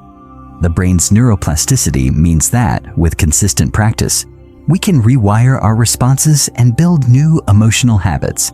Techniques such as mindfulness meditation, journaling, deep breathing, and body-based awareness practices are powerful tools for cultivating regulation. Mindfulness, for example, trains us to observe our thoughts and emotions without judgment, which weakens their grip on us. Journaling allows us to process emotions through reflection and insight. Deep breathing activates the parasympathetic nervous system, calming the body's stress response and restoring a sense of safety. Over time, these practices strengthen the prefrontal cortex, the part of the brain responsible for impulse control, decision-making, and emotional modulation, and quiet the amygdala, which governs fear and reactivity. With regular practice, we become less reactive, more centered, and more capable of maintaining emotional equilibrium in the face of stress. This neurological resilience directly enhances our social intelligence, allowing us to stay present, composed, and effective in our interactions. Real-world applications of emotional regulation. Let's consider how these principles of emotional regulation apply in everyday scenarios. In romantic relationships, moments of misunderstanding can easily spiral into conflict if both partners are emotionally reactive. But if even one person can pause, take a breath, and express their feelings calmly and vulnerably, the dynamic often shifts dramatically. "I feel hurt when you cancel plans without letting me know" is vastly more effective than "you never respect my time." In the workplace, a leader who receives negative feedback might feel defensive, but if they can regulate that response, they might say, "I appreciate you being honest. I'd like to understand more." In family settings, a parent confronted with a teenager's anger might initially feel triggered, but with regulation, they can respond with curiosity. It seems like something's really bothering you. Want to talk about it? These everyday examples illustrate that regulation doesn't remove emotion. It allows emotion to be expressed in ways that invite connection, clarity, and healing. In every context, our ability to manage our internal emotional state determines the quality of our communication and the strength of our relationships. The long-term rewards of emotional mastery. Mastering emotional regulation offers rewards that extend far beyond any single conversation. It reshapes the way we experience ourselves and others. With regulation, we become less beholden to emotional turbulence and more anchored in our values. We respond to life with greater composure, wisdom, and compassion. Relationships become less reactive and more responsive, less fraught with drama, and more rooted in mutual understanding. We begin to trust ourselves more deeply, knowing that even when emotions arise, we can handle them with integrity and care. This inner trust radiates outward, inviting others to feel safe, seen, and respected in our presence. Over time, emotional regulation becomes a quiet strength, a presence that influences and elevates every interaction we have. Chapter 8. Decoding the Unspoken. Mastering Nonverbal Communication. The language beneath words. Understanding body language as emotional context. In every conversation, there exists an invisible dialogue running beneath the words, one that often communicates more honestly, instinctively, and powerfully than anything that is spoken aloud. Body language, the core of nonverbal communication, is the subtle symphony of movement, expression, posture, and orientation that frames and colors our interactions. The way a person holds their shoulders during a discussion can speak volumes about their confidence or anxiety. A glance can express warmth or contempt, while a slight pullback of the head may signal doubt, disapproval, or discomfort, even if the accompanying words suggest agreement. The fascinating thing about body language is that it operates both involuntarily and habitually, revealing our subconscious emotional states to attentive observers. People often try to manage their spoken words, but far fewer succeed in fully controlling their nonverbal signals. This makes body language a powerful tool for anyone seeking to deepen their social intelligence. However, the key lies not in memorizing mechanical interpretations, such as assuming a person is lying because they look up to the left, but in learning to observe holistically. True mastery of body language means contextualizing gestures within the broader emotional environment of the conversation and understanding that each person expresses themselves differently. A friend's habit of biting their lip when nervous is not the same as another person's tendency to fidget when bored.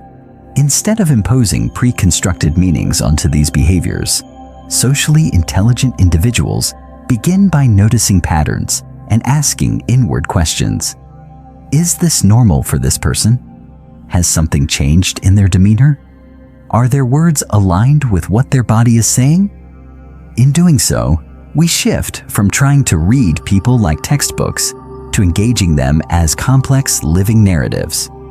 When we pay close attention to facial expressions, posture shifts, breathing patterns, and proximity, we gain access to the subtle emotional truths that might never be articulated in speech, but which are essential to mutual understanding, connection, and trust.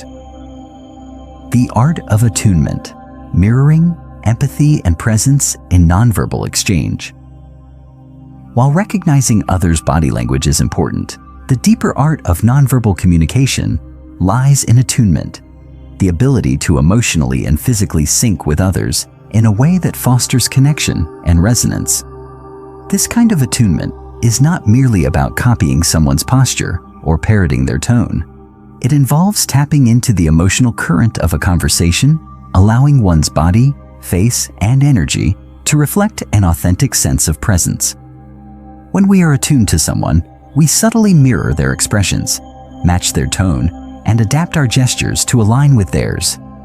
This mirroring creates a neurological feedback loop called limbic resonance, in which both parties begin to feel more emotionally safe, understood, and connected. For example, when someone is grieving and speaks in a soft, trembling voice, attunement means lowering your own voice, softening your expression, and creating a space that honors their pain without needing to fill the silence with solutions. In tense negotiations, attunement may mean adopting a neutral but engaged body posture, leaning in slightly, nodding slowly, holding eye contact without staring, signaling to the other person that you're fully present and open to dialogue. It's important to note that effective attunement requires genuine empathy, not manipulation. Attempts to use body language techniques to influence others without emotional sincerity are quickly perceived as inauthentic and even threatening. People have a keen instinct for incongruence, and nothing undermines trust faster than when someone's words and demeanor feel out of sync. On the other hand, when attunement is authentic, it creates an almost magnetic effect. The person we're with feels seen, heard, and valued, not just for what they're saying, but for how they're feeling. And we, in turn, begin to sense their emotions in real time, responding with a natural flow that doesn't require scripting or strategizing. This kind of embodied empathy, where our own body becomes a sensitive instrument for relational tuning, forms the core of socially intelligent presence. It allows conversations to unfold more organically and creates a felt sense of connection that words alone cannot achieve. Navigating cultural, personal, and contextual differences in nonverbal cues. Perhaps the most nuanced element of mastering nonverbal communication is learning how to navigate the immense variability in how different people, cultures, and social contexts express and interpret nonverbal cues. The risk of assuming that all gestures and expressions carry universal meaning is a significant pitfall for those trying to develop social intelligence. In some cultures, direct eye contact is a sign of confidence and respect, while in others, it can be perceived as rude or confrontational. A smile may indicate happiness in one setting, but be a polite mask in another. Even within a single culture, individuals differ widely in how they express themselves nonverbally, shaped by their upbringing, personality, emotional conditioning, and neurological wiring. For instance, a neurodivergent person may avoid eye contact not out of disrespect, but because it's overstimulating or uncomfortable. Someone with a history of trauma may flinch or shut down when a voice is raised, even if the speaker's intent is passionate rather than hostile. Developing fluency in nonverbal communication then requires humility and curiosity. It calls for suspending snap judgments and asking instead, what might this signal mean in the context of this person's experience? To interpret body language accurately, we must learn to read patterns over time rather than isolating single gestures. If someone always speaks with their arms crossed, that may simply be their default posture, not a sign of defensiveness. But if they suddenly cross their arms in the middle of a conversation where emotions are running high, that shift could indicate a change in emotional state. Likewise, cultural fluency becomes essential in globalized social and professional environments. The gestures, facial expressions, and physical distance we consider normal may carry very different connotations for someone from another cultural background. To avoid miscommunication, socially intelligent individuals engage in observation and ask clarifying questions when unsure. They learn to attune not only to individuals, but to cultural contexts, recognizing that sensitivity to difference is not a limitation. It's a powerful strength. By expanding our awareness of how nonverbal cues differ across human experience, we reduce assumptions, deepen empathy, and create a more inclusive, respectful way of relating. Ultimately, this sensitivity enhances our capacity for true connection, enabling us to respond with grace, appropriateness, and authenticity, regardless of who we are engaging with. Chapter 9: Emotional Currents: Recognizing, managing, and responding to others' emotions. To develop genuine social intelligence, we must go beyond simply observing behavior or deciphering words. We must cultivate the ability to perceive emotional undercurrents, those subtle but powerful feelings that shape and steer conversations, whether acknowledged or not. Every person carries an emotional tone into an interaction, a kind of atmospheric presence that isn't always overt, but profoundly affects the dynamic.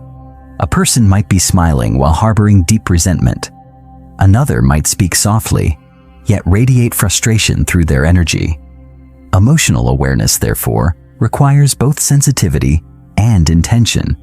It means actively tuning into others, not just for what they say or show, but for what they feel, especially when those emotions are hidden beneath social niceties, politeness, or distraction. Recognizing emotional states involves attuning to micro-expressions, shifts in voice, breathing patterns, pace of speech, and other subtle cues that most overlook. But just as crucial is the discipline of staying emotionally centered within oneself, so that we don't mistake our own emotional noise for that of others. When we are too reactive or overly self-focused, our perception of others becomes clouded. Instead, developing true emotional awareness begins with a quiet internal posture, one that listens as much with the heart as with the ears. Over time, this posture trains us to spot when a conversation feels off, when someone's words don't align with their emotional state, or when there's something left unsaid that matters. This awareness is not about prying or assuming, but about creating space. When people feel seen emotionally without being judged or interrogated, they often open up more honestly and vulnerably. Emotional awareness becomes a gift, an invitation for truth to emerge, for deeper connection to form. In this way, emotional sensitivity is not weakness, it is relational strength. It allows us to engage with others not merely on the surface of behavior, but at the deeper level of their emotional reality, where trust, meaning, and real change reside. Emotional regulation, responding. Instead of reacting in social situations. Once we've developed a sense of others' emotional currents, the next essential skill is emotional regulation, the ability to manage our own internal emotional responses so we can respond with clarity, empathy, and composure. In emotionally charged moments, whether in conflict, high-stakes conversations, or moments of vulnerability, it's easy to be swept up by our own feelings.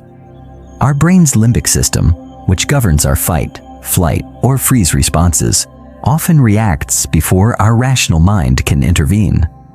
This is why people say things they regret, raise their voice, withdraw, or become defensive, not because they intend to, but because they haven't trained themselves to pause, process, and choose a better response.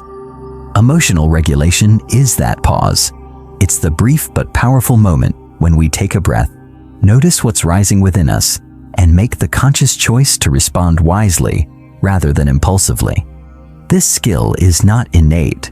It's built over time through self-awareness, reflection, and intentional practice. It begins with recognizing our own emotional triggers. What comments or tones make us feel invalidated, angry, dismissed, or afraid? Once we know our triggers, we can anticipate them and build strategies to stay calm when they appear. This might include grounding exercises, such as focusing on your breath, mentally labeling your emotion, or reminding yourself of the larger goal of the conversation. The most socially intelligent people are not those who never feel strong emotions, but those who can stay present and composed while experiencing them. They know how to be angry without being cruel, to feel hurt without shutting down, and to be passionate without overpowering others. This kind of regulated emotional presence makes us not only more trustworthy, but also more influential, because people feel safer around us. They sense that we won't explode, collapse, or run away when things get hard. In professional settings, this composure can elevate your leadership. In personal relationships, it can transform conflict into connection. And in daily life, it allows you to face difficult people and situations with courage and grace. Emotional regulation, in essence, is a form of self-leadership. It's how we bring the best of ourselves into our interactions, even when challenged. Emotional responsiveness. Meeting others where they are with empathic precision. Understanding and managing emotions is not enough unless we translate that insight into action, into how we respond to others in a way that is attuned, compassionate, and constructive. Emotional responsiveness is the art of meeting people where they are emotionally, not where we wish they were. It means listening with more than just our ears and responding with more than just solutions. When someone shares frustration, they often don't need advice. They need acknowledgement. When someone expresses excitement, they want us to share in their joy, not dampen it with skepticism. Emotional responsiveness is about giving people what they need emotionally in that moment, which might differ from what we think they need logically. This kind of precision requires us to set aside our own agenda long enough to fully inhabit the emotional world of the other person, even briefly. It also means adapting our tone, timing, and content to match the emotional state of the conversation. If someone is deeply anxious, offering blunt facts may feel cold or dismissive. A softer, more validating approach can create the safety needed for their mind to open. Conversely, if someone is spiraling into overwhelm, an overly emotional response from us might escalate the situation further. Instead, providing calm, grounded energy can help anchor them. Emotional responsiveness is not about being fake or overly accommodating. It's about being strategically human. It's about choosing our responses in a way that honors both the truth of the other person and the integrity of the interaction. It often involves emotional labor, managing our own feelings to create a better emotional experience for someone else. While this effort can be taxing, it's also deeply rewarding. When someone feels truly met, when their emotional reality is not only seen but skillfully responded to, they feel loved, respected, and empowered. Relationships deepen, conflict de-escalates, trust grows. In professional environments, emotional responsiveness can make the difference between being a manager and being a leader, between having authority and having influence. It creates a culture of mutual respect where people feel safe bringing their full selves to the table. And in personal life, it strengthens every bond we care about. Practicing emotional responsiveness is an ongoing journey, but every time we succeed, we bring more empathy, kindness, and effectiveness into the world.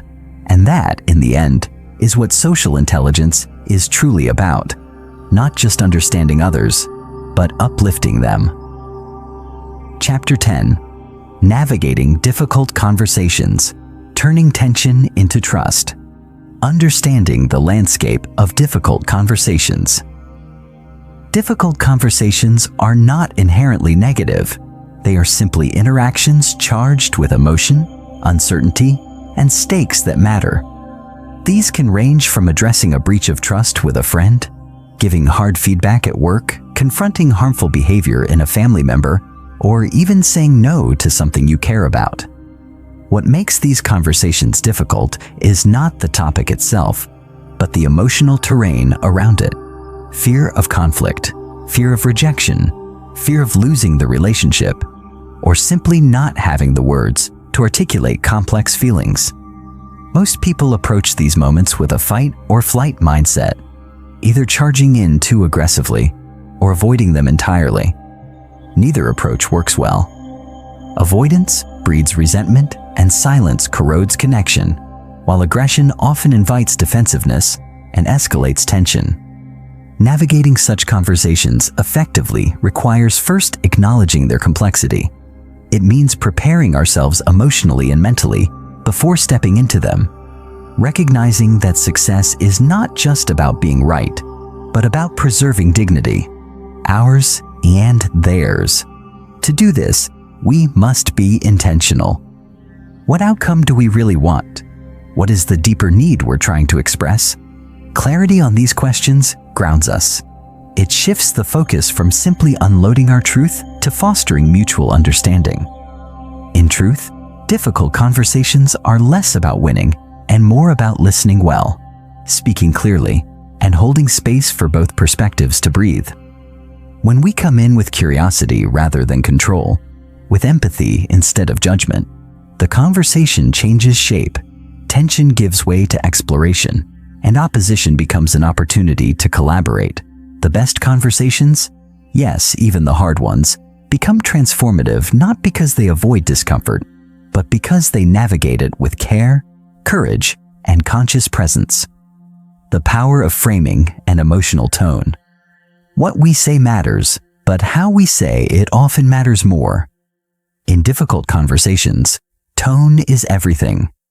An accusatory tone can turn a well-meaning observation into an attack, while a gentle, sincere tone can make even challenging truths easier to receive.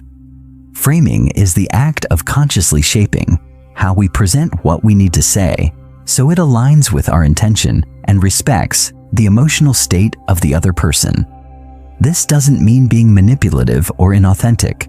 Rather, it means owning our perspective without invalidating theirs.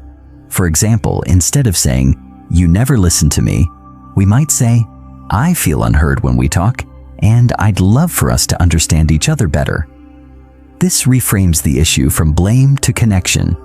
It opens a door instead of building a wall. Thoughtful framing also requires us to examine our emotional tone. What energy are we bringing into the conversation? Are we tense, irritated, sarcastic, or guarded? Or are we centered, calm, and grounded? Our tone communicates more than our words ever could. People respond to tone intuitively, often reacting to how we feel rather than what we say. If we approach with a sincere desire to understand and be understood, it creates psychological safety, a state where both people feel emotionally secure enough to be real. This safety is what allows truth to surface without defensiveness. When we begin a tough conversation with warmth, curiosity, and humility, we create a container strong enough to hold vulnerability. And within that container, people are far more willing to meet us halfway. They don't feel cornered, they feel seen. So before any difficult conversation, check your tone and reframe your message. Ask yourself, is my language clear but kind? Am I expressing feelings without assigning blame? Am I inviting dialogue or demanding compliance? These questions don't dilute the truth, they refine it. They ensure that our message lands not as an attack, but as an offering, honest, courageous, and rooted in care. Listening as leadership, creating space for resolution. Most people think of difficult conversations as moments where we must speak bravely, but often our real power lies in listening. Listening is not passive. It's one of the most active, courageous things we can do in a conversation filled with tension. It requires us to quiet the mental noise of rebuttals, defenses, and assumptions long enough to actually receive the other person's experience. This kind of listening is not about waiting for our turn to speak. It's about entering their emotional world with humility and openness. It's about saying, through our presence as much as our words, "You matter. Your view matters. I'm here, and I'm listening." When someone feels truly heard, they no longer need to shout. Their defenses lower, their pain softens, and a new possibility emerges: mutual understanding. But listening at this level doesn't mean agreeing with everything. It means validating the emotion, even if we challenge the conclusion. It means reflecting back what we hear, asking clarifying questions, and staying emotionally regulated when their words sting or surprise us. True listening is leadership because it leads the conversation away from conflict and toward connection. It models respect, fosters empathy, and creates the emotional spaciousness needed for resolution. And when it's our turn to speak, we do so with greater wisdom, because we've taken the time to understand before we respond. Listening also helps us adjust our message in real time. Sometimes what we thought was the issue is not what's really hurting them. Or we may discover that our intent was misunderstood in ways we couldn't have anticipated. These insights only come when we allow others the dignity of being fully heard. In the end, difficult conversations succeed not because we avoid discomfort, but because we face it together. With words, yes, but even more so with listening hearts and steady presence. When both people feel seen and respected, even the hardest truths can land softly. Trust isn't broken by truth. It's broken by the way we handle truth without care. Listening, then, becomes our most potent instrument of repair. Chapter 11. The Art of Influence, Shaping Outcomes with Subtlety and Integrity. Influence is not about manipulation, coercion, or dominating others. True influence is about creating environments where people feel seen, heard, and understood, enabling them to make choices aligned with their best interests, and often with your own. This may seem paradoxical, but the essence of influence lies in alignment, not force. The art of influencing others begins with understanding their needs, desires, fears, and motivations. It's about recognizing the internal dialogues that guide their decisions and offering them pathways that resonate with their values and goals. In every interaction, there are invisible forces at play: assumptions, biases, social norms, and emotional triggers that shape how people perceive you and the situation at hand. By becoming aware of these forces, you can gently steer conversations toward outcomes that benefit both parties. Unlike manipulation, which seeks to gain something at another's expense, ethical influence seeks mutual benefit. It is an exchange, not a one-sided transaction. To influence effectively, you must first understand the psychology of the people you engage with. How do they perceive their world? What drives them? What makes them feel respected or disrespected? Understanding these nuances creates a foundation for influencing with integrity. Influence is about suggestion, not imposition, offering ideas, insights, and choices that lead the other person to think and act in a way that is congruent with their needs, even if those needs are still emerging in their minds. This is where subtlety comes into play. Influence rarely works through overt, aggressive tactics. Instead, it operates in the quiet spaces of conversation, the pauses between words, the unspoken suggestions embedded in language, and the gestures that support or contradict verbal communication. The most skilled influencers don't need to command or demand. They invite others to discover for themselves the value of an idea, a solution, or a perspective. This method is both art and science, requiring both emotional intelligence and cognitive insight. It requires patience, as well as the ability to lead without pushing. When we influence in this way, we give the other person the autonomy to feel they made the decision themselves, even if we guided them to that point. This is the paradox of effective influence. It is the most powerful when it feels the least forceful. At the core of influence lies trust. Without trust, influence is nothing more than manipulation. People will not follow someone they do not trust. They will not be persuaded by someone they do not believe has their best interests at heart. Therefore, the first and most important tool in the art of influence is authenticity. Authenticity is not simply being honest. It is being consistent in our words, actions, and intentions. It means showing up in the world with integrity, with a sense of wholeness, and without pretense. When others sense that we are authentic, they are more likely to open themselves to our influence. This authenticity must be visible in every interaction, whether through the transparency of our actions, the sincerity of our words, or the alignment of our values. When we are congruent, when what we think, say, and do are aligned, we send a powerful signal to others that they can trust us. This kind of trust building is slow and steady, built not through grand gestures, but but through consistent, everyday actions. The more others can see that we are true to our values, the more they will feel secure in our presence. They will know that we are not motivated by hidden agendas, but by a genuine desire to serve, help, and connect. Authenticity, however, is not just about being real in a way that makes us comfortable. It also requires us to show vulnerability and admit mistakes.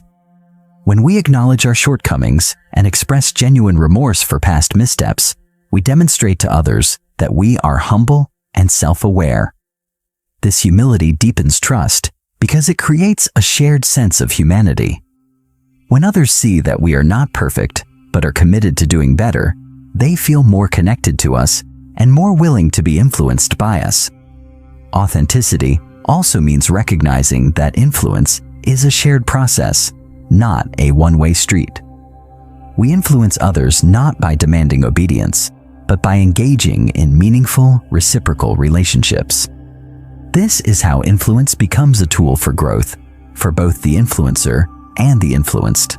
When we build influence through authenticity, we create a foundation of trust that enables us to navigate difficult situations, negotiate complex issues, and lead effectively, knowing that the people we engage with are walking with us, not following us blindly. The subtle use of persuasion techniques, navigating influence with grace. While authenticity is the foundation, there are specific techniques that can subtly enhance our ability to influence others. These techniques are rooted in human psychology and are most effective when used ethically, with the intention of creating mutual benefit. The first of these techniques is the principle of reciprocity. People are more likely to respond positively when they feel they have received something of value. This doesn't always mean material gifts. It can be something as simple as giving someone our time, attention, or a genuine compliment. By offering something first, whether it's an insight, an act of kindness, or even a listening ear, we create a sense of obligation in others to reciprocate. This sense of reciprocity is hardwired into human nature. Another powerful technique is social proof. People tend to follow the crowd, especially in uncertain situations. When we can subtly show that others are aligned with our perspective through examples, testimonials, or demonstrations of collective agreement, we make it easier for others to adopt our viewpoint. This technique works because humans have an innate desire to belong to a group. The next technique is scarcity. We tend to value things more when we believe they are scarce or limited in some way. By highlighting the unique nature of an opportunity, a resource, or an idea, we tap into this psychological trigger. This does not mean misleading others about the value of something. It simply means framing an idea or opportunity in a way that highlights its uniqueness, its timeliness, or its potential for growth. A fourth technique involves the principle of authority. People are more likely to be influenced by those they perceive as experts or credible sources of information. This doesn't require us to be an expert in everything we engage with, but rather to position ourselves as credible through our knowledge, experience, or demonstrated expertise. By communicating confidence in what we offer, backed by knowledge or past success, we increase our ability to influence. Finally, we have the principle of consistency. Once people commit to something, they are more likely to follow through, especially if their commitment is public or written down. This technique plays on our need to be consistent with our own actions and words.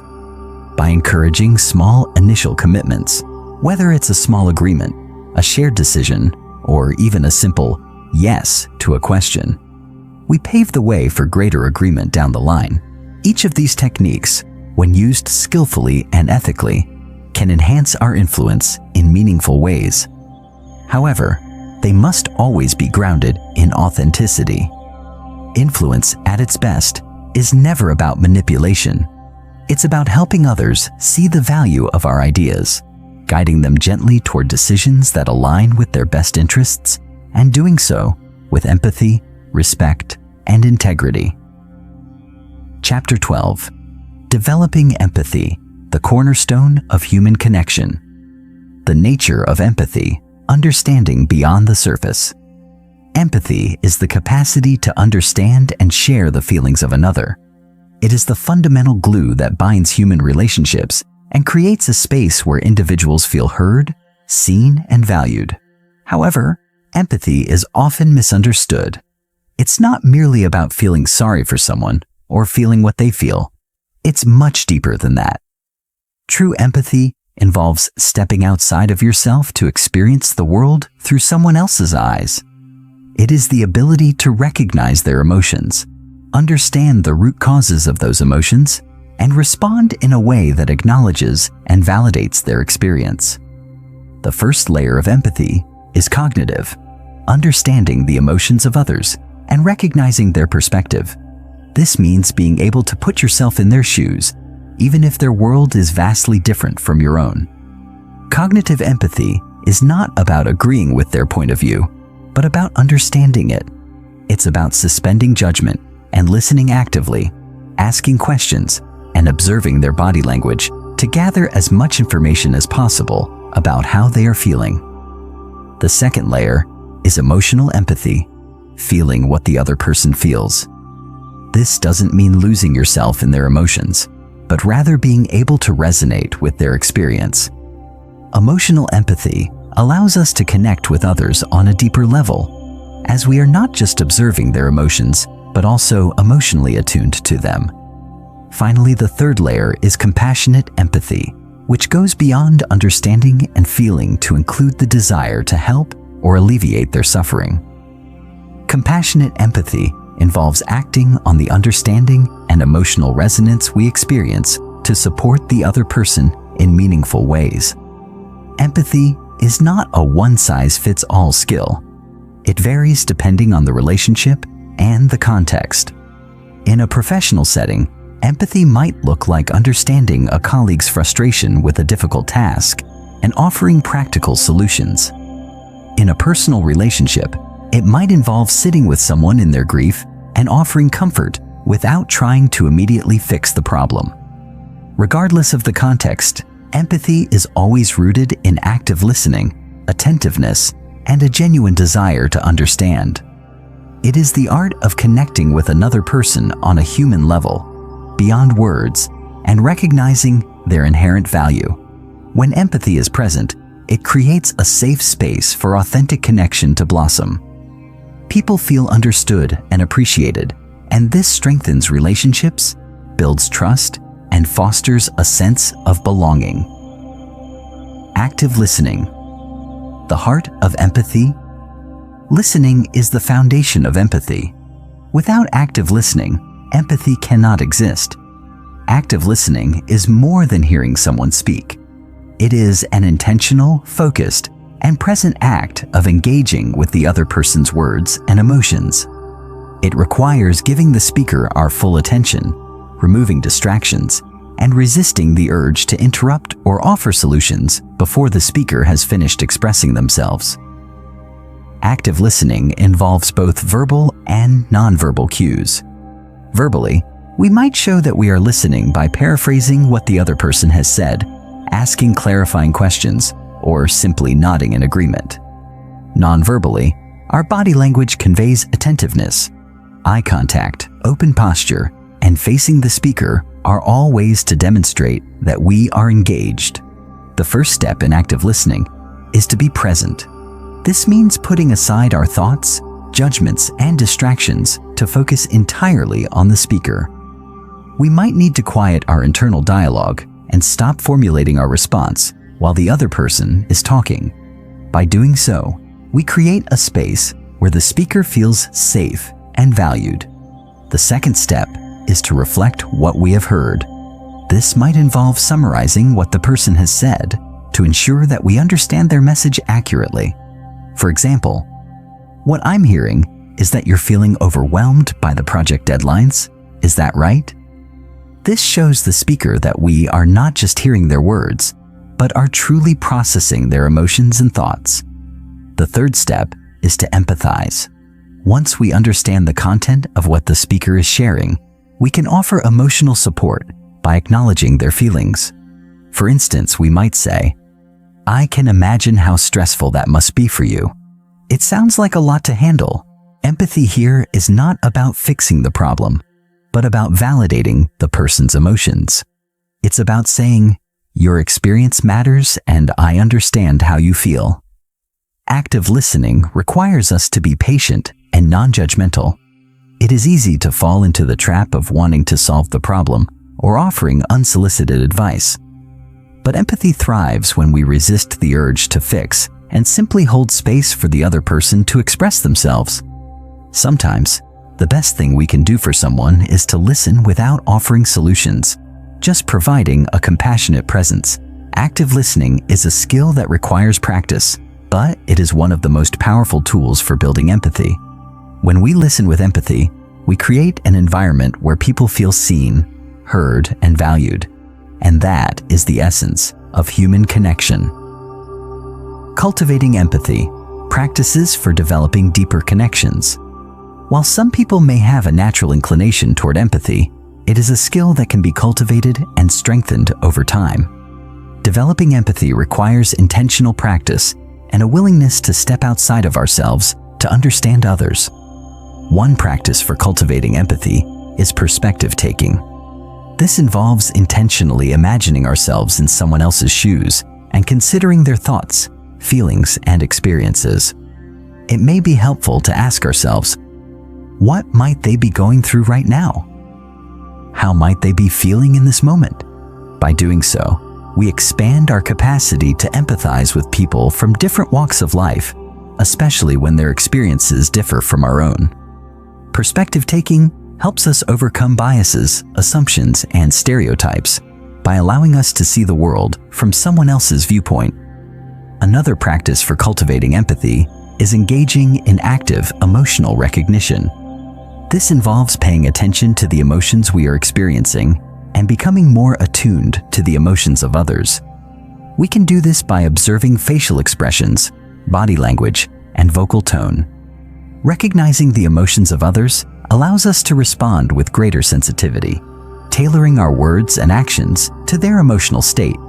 It also helps us manage our own emotional reactions and avoid reacting impulsively. A third practice is mindfulness.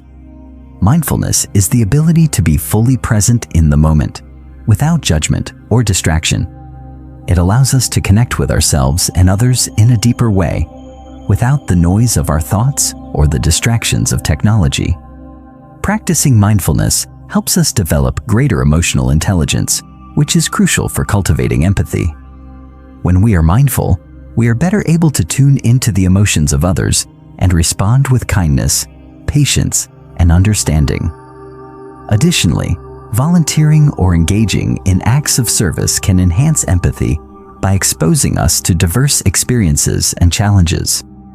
When we serve others, we step outside of our own concerns and become attuned to the struggles and needs of those around us. Volunteering fosters a sense of shared humanity and strengthens our ability to connect with people from different backgrounds. Finally, practicing empathy also involves self-compassion. It's difficult to empathize with others if we are not compassionate with ourselves. By treating ourselves with kindness, we create the emotional space needed to offer empathy to others. When we accept our own vulnerabilities and imperfections, we are better able to extend the same understanding to those around us. Empathy is not just a skill. It is a mindset. It is a way of being in the world that values connection, understanding, and mutual respect. The more we practice empathy, the more we deepen our relationships and create meaningful connections with others. And in doing so, we contribute to a world where people feel valued, understood, and supported. Chapter 13: Conflict Resolution: Turning Challenges into Opportunities for Growth. The nature of conflict: understanding the roots and dynamics. Conflict is a natural part of human interaction. It's inevitable that, at some point, differing viewpoints, misunderstandings, or misaligned interests will lead to tension.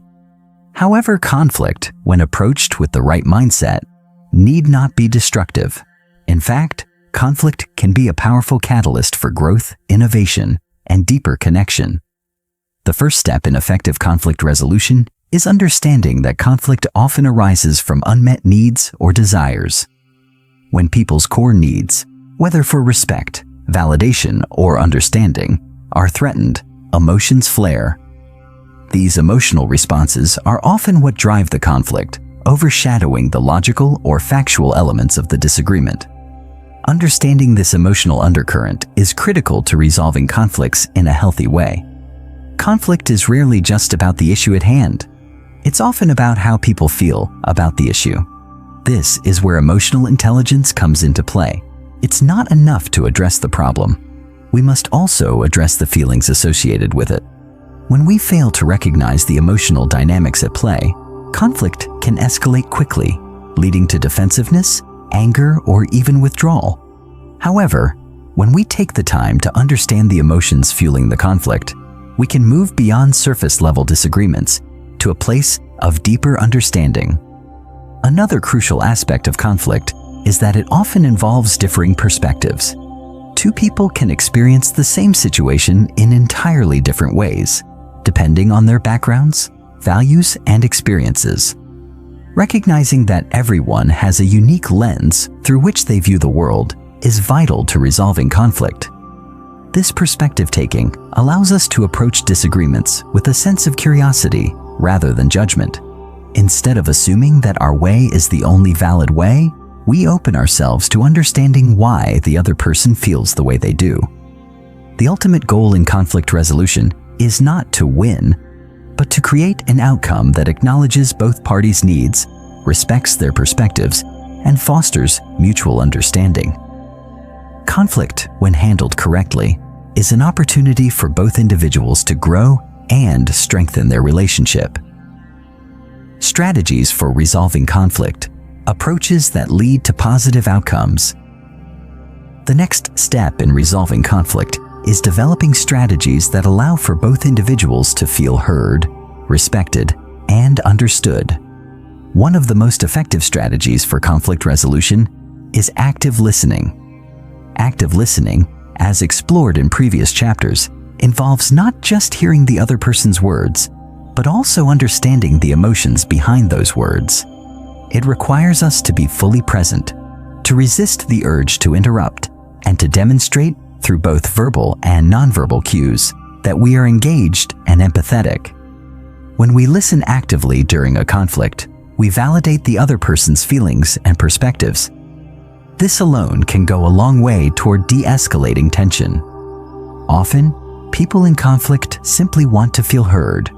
Once they feel understood, they are much more likely to be open to finding a solution. A second strategy is to use I statements rather than you statements. When we say, "You always interrupt me," the other person is likely to feel blamed and become defensive. However, if we say, "I feel frustrated when I'm interrupted," we are expressing our own experience rather than accusing the other person. This subtle shift in language can significantly reduce defensiveness and create a more open, non-confrontational dialogue. Another powerful strategy is reframing. Reframing involves taking a negative or challenging statement and presenting it in a more neutral or positive light. For example, instead of saying, "You're being unreasonable," we might say, "It seems like we have different priorities here. Let's try to understand each other's perspective." Reframing helps shift the focus from blame to understanding and collaboration. It transforms the conflict from a battle of wills into a problem-solving exercise. A fourth strategy involves finding common ground. In any conflict, there are often shared values or goals that both parties care about. For example, in a workplace conflict, both parties may be committed to the success of the project or the well-being of the team. By identifying these common goals, we create a foundation on which to build a resolution. Instead of focusing solely on differences, we can emphasize what we both stand to gain by working together. The final strategy is seeking win-win solutions. In many conflicts, both parties assume that they must compromise on something in order to resolve the issue. However, A win-win solution is one in which both individuals feel that their needs have been met in a fair and balanced way. Achieving a win-win solution requires creativity, collaboration, and a willingness to think outside the box. It may involve finding new ways to meet both parties' needs or exploring alternative solutions that satisfy both sides. Resolving conflict is not about defeating the other person. It is about finding a way to move forward together. By employing these strategies, active listening, I statements, reframing, finding common ground, and seeking win-win solutions, we can transform conflict into an opportunity for growth and understanding. The role of emotional regulation. Keeping calm in the face of conflict. One of the most challenging aspects of conflict is managing our own emotions. When we are engaged in a conflict, it is easy to get swept up in the heat of the moment, allowing our emotions to dictate our responses. However, emotional regulation is a key skill in conflict resolution. Emotional regulation involves recognizing and managing our emotions in a way that allows us to respond thoughtfully rather than react impulsively. The first step in emotional regulation is self-awareness. This means noticing when our emotions are rising and becoming conscious of the physical sensations that accompany those emotions. Do we feel tension in our bodies? Are our hearts racing? Are we clenching our fists or jaw? These physical cues can alert us to the fact that we are becoming emotionally triggered. Once we are aware of our emotions, we can then decide how to respond. One useful technique for managing strong emotions is taking a pause.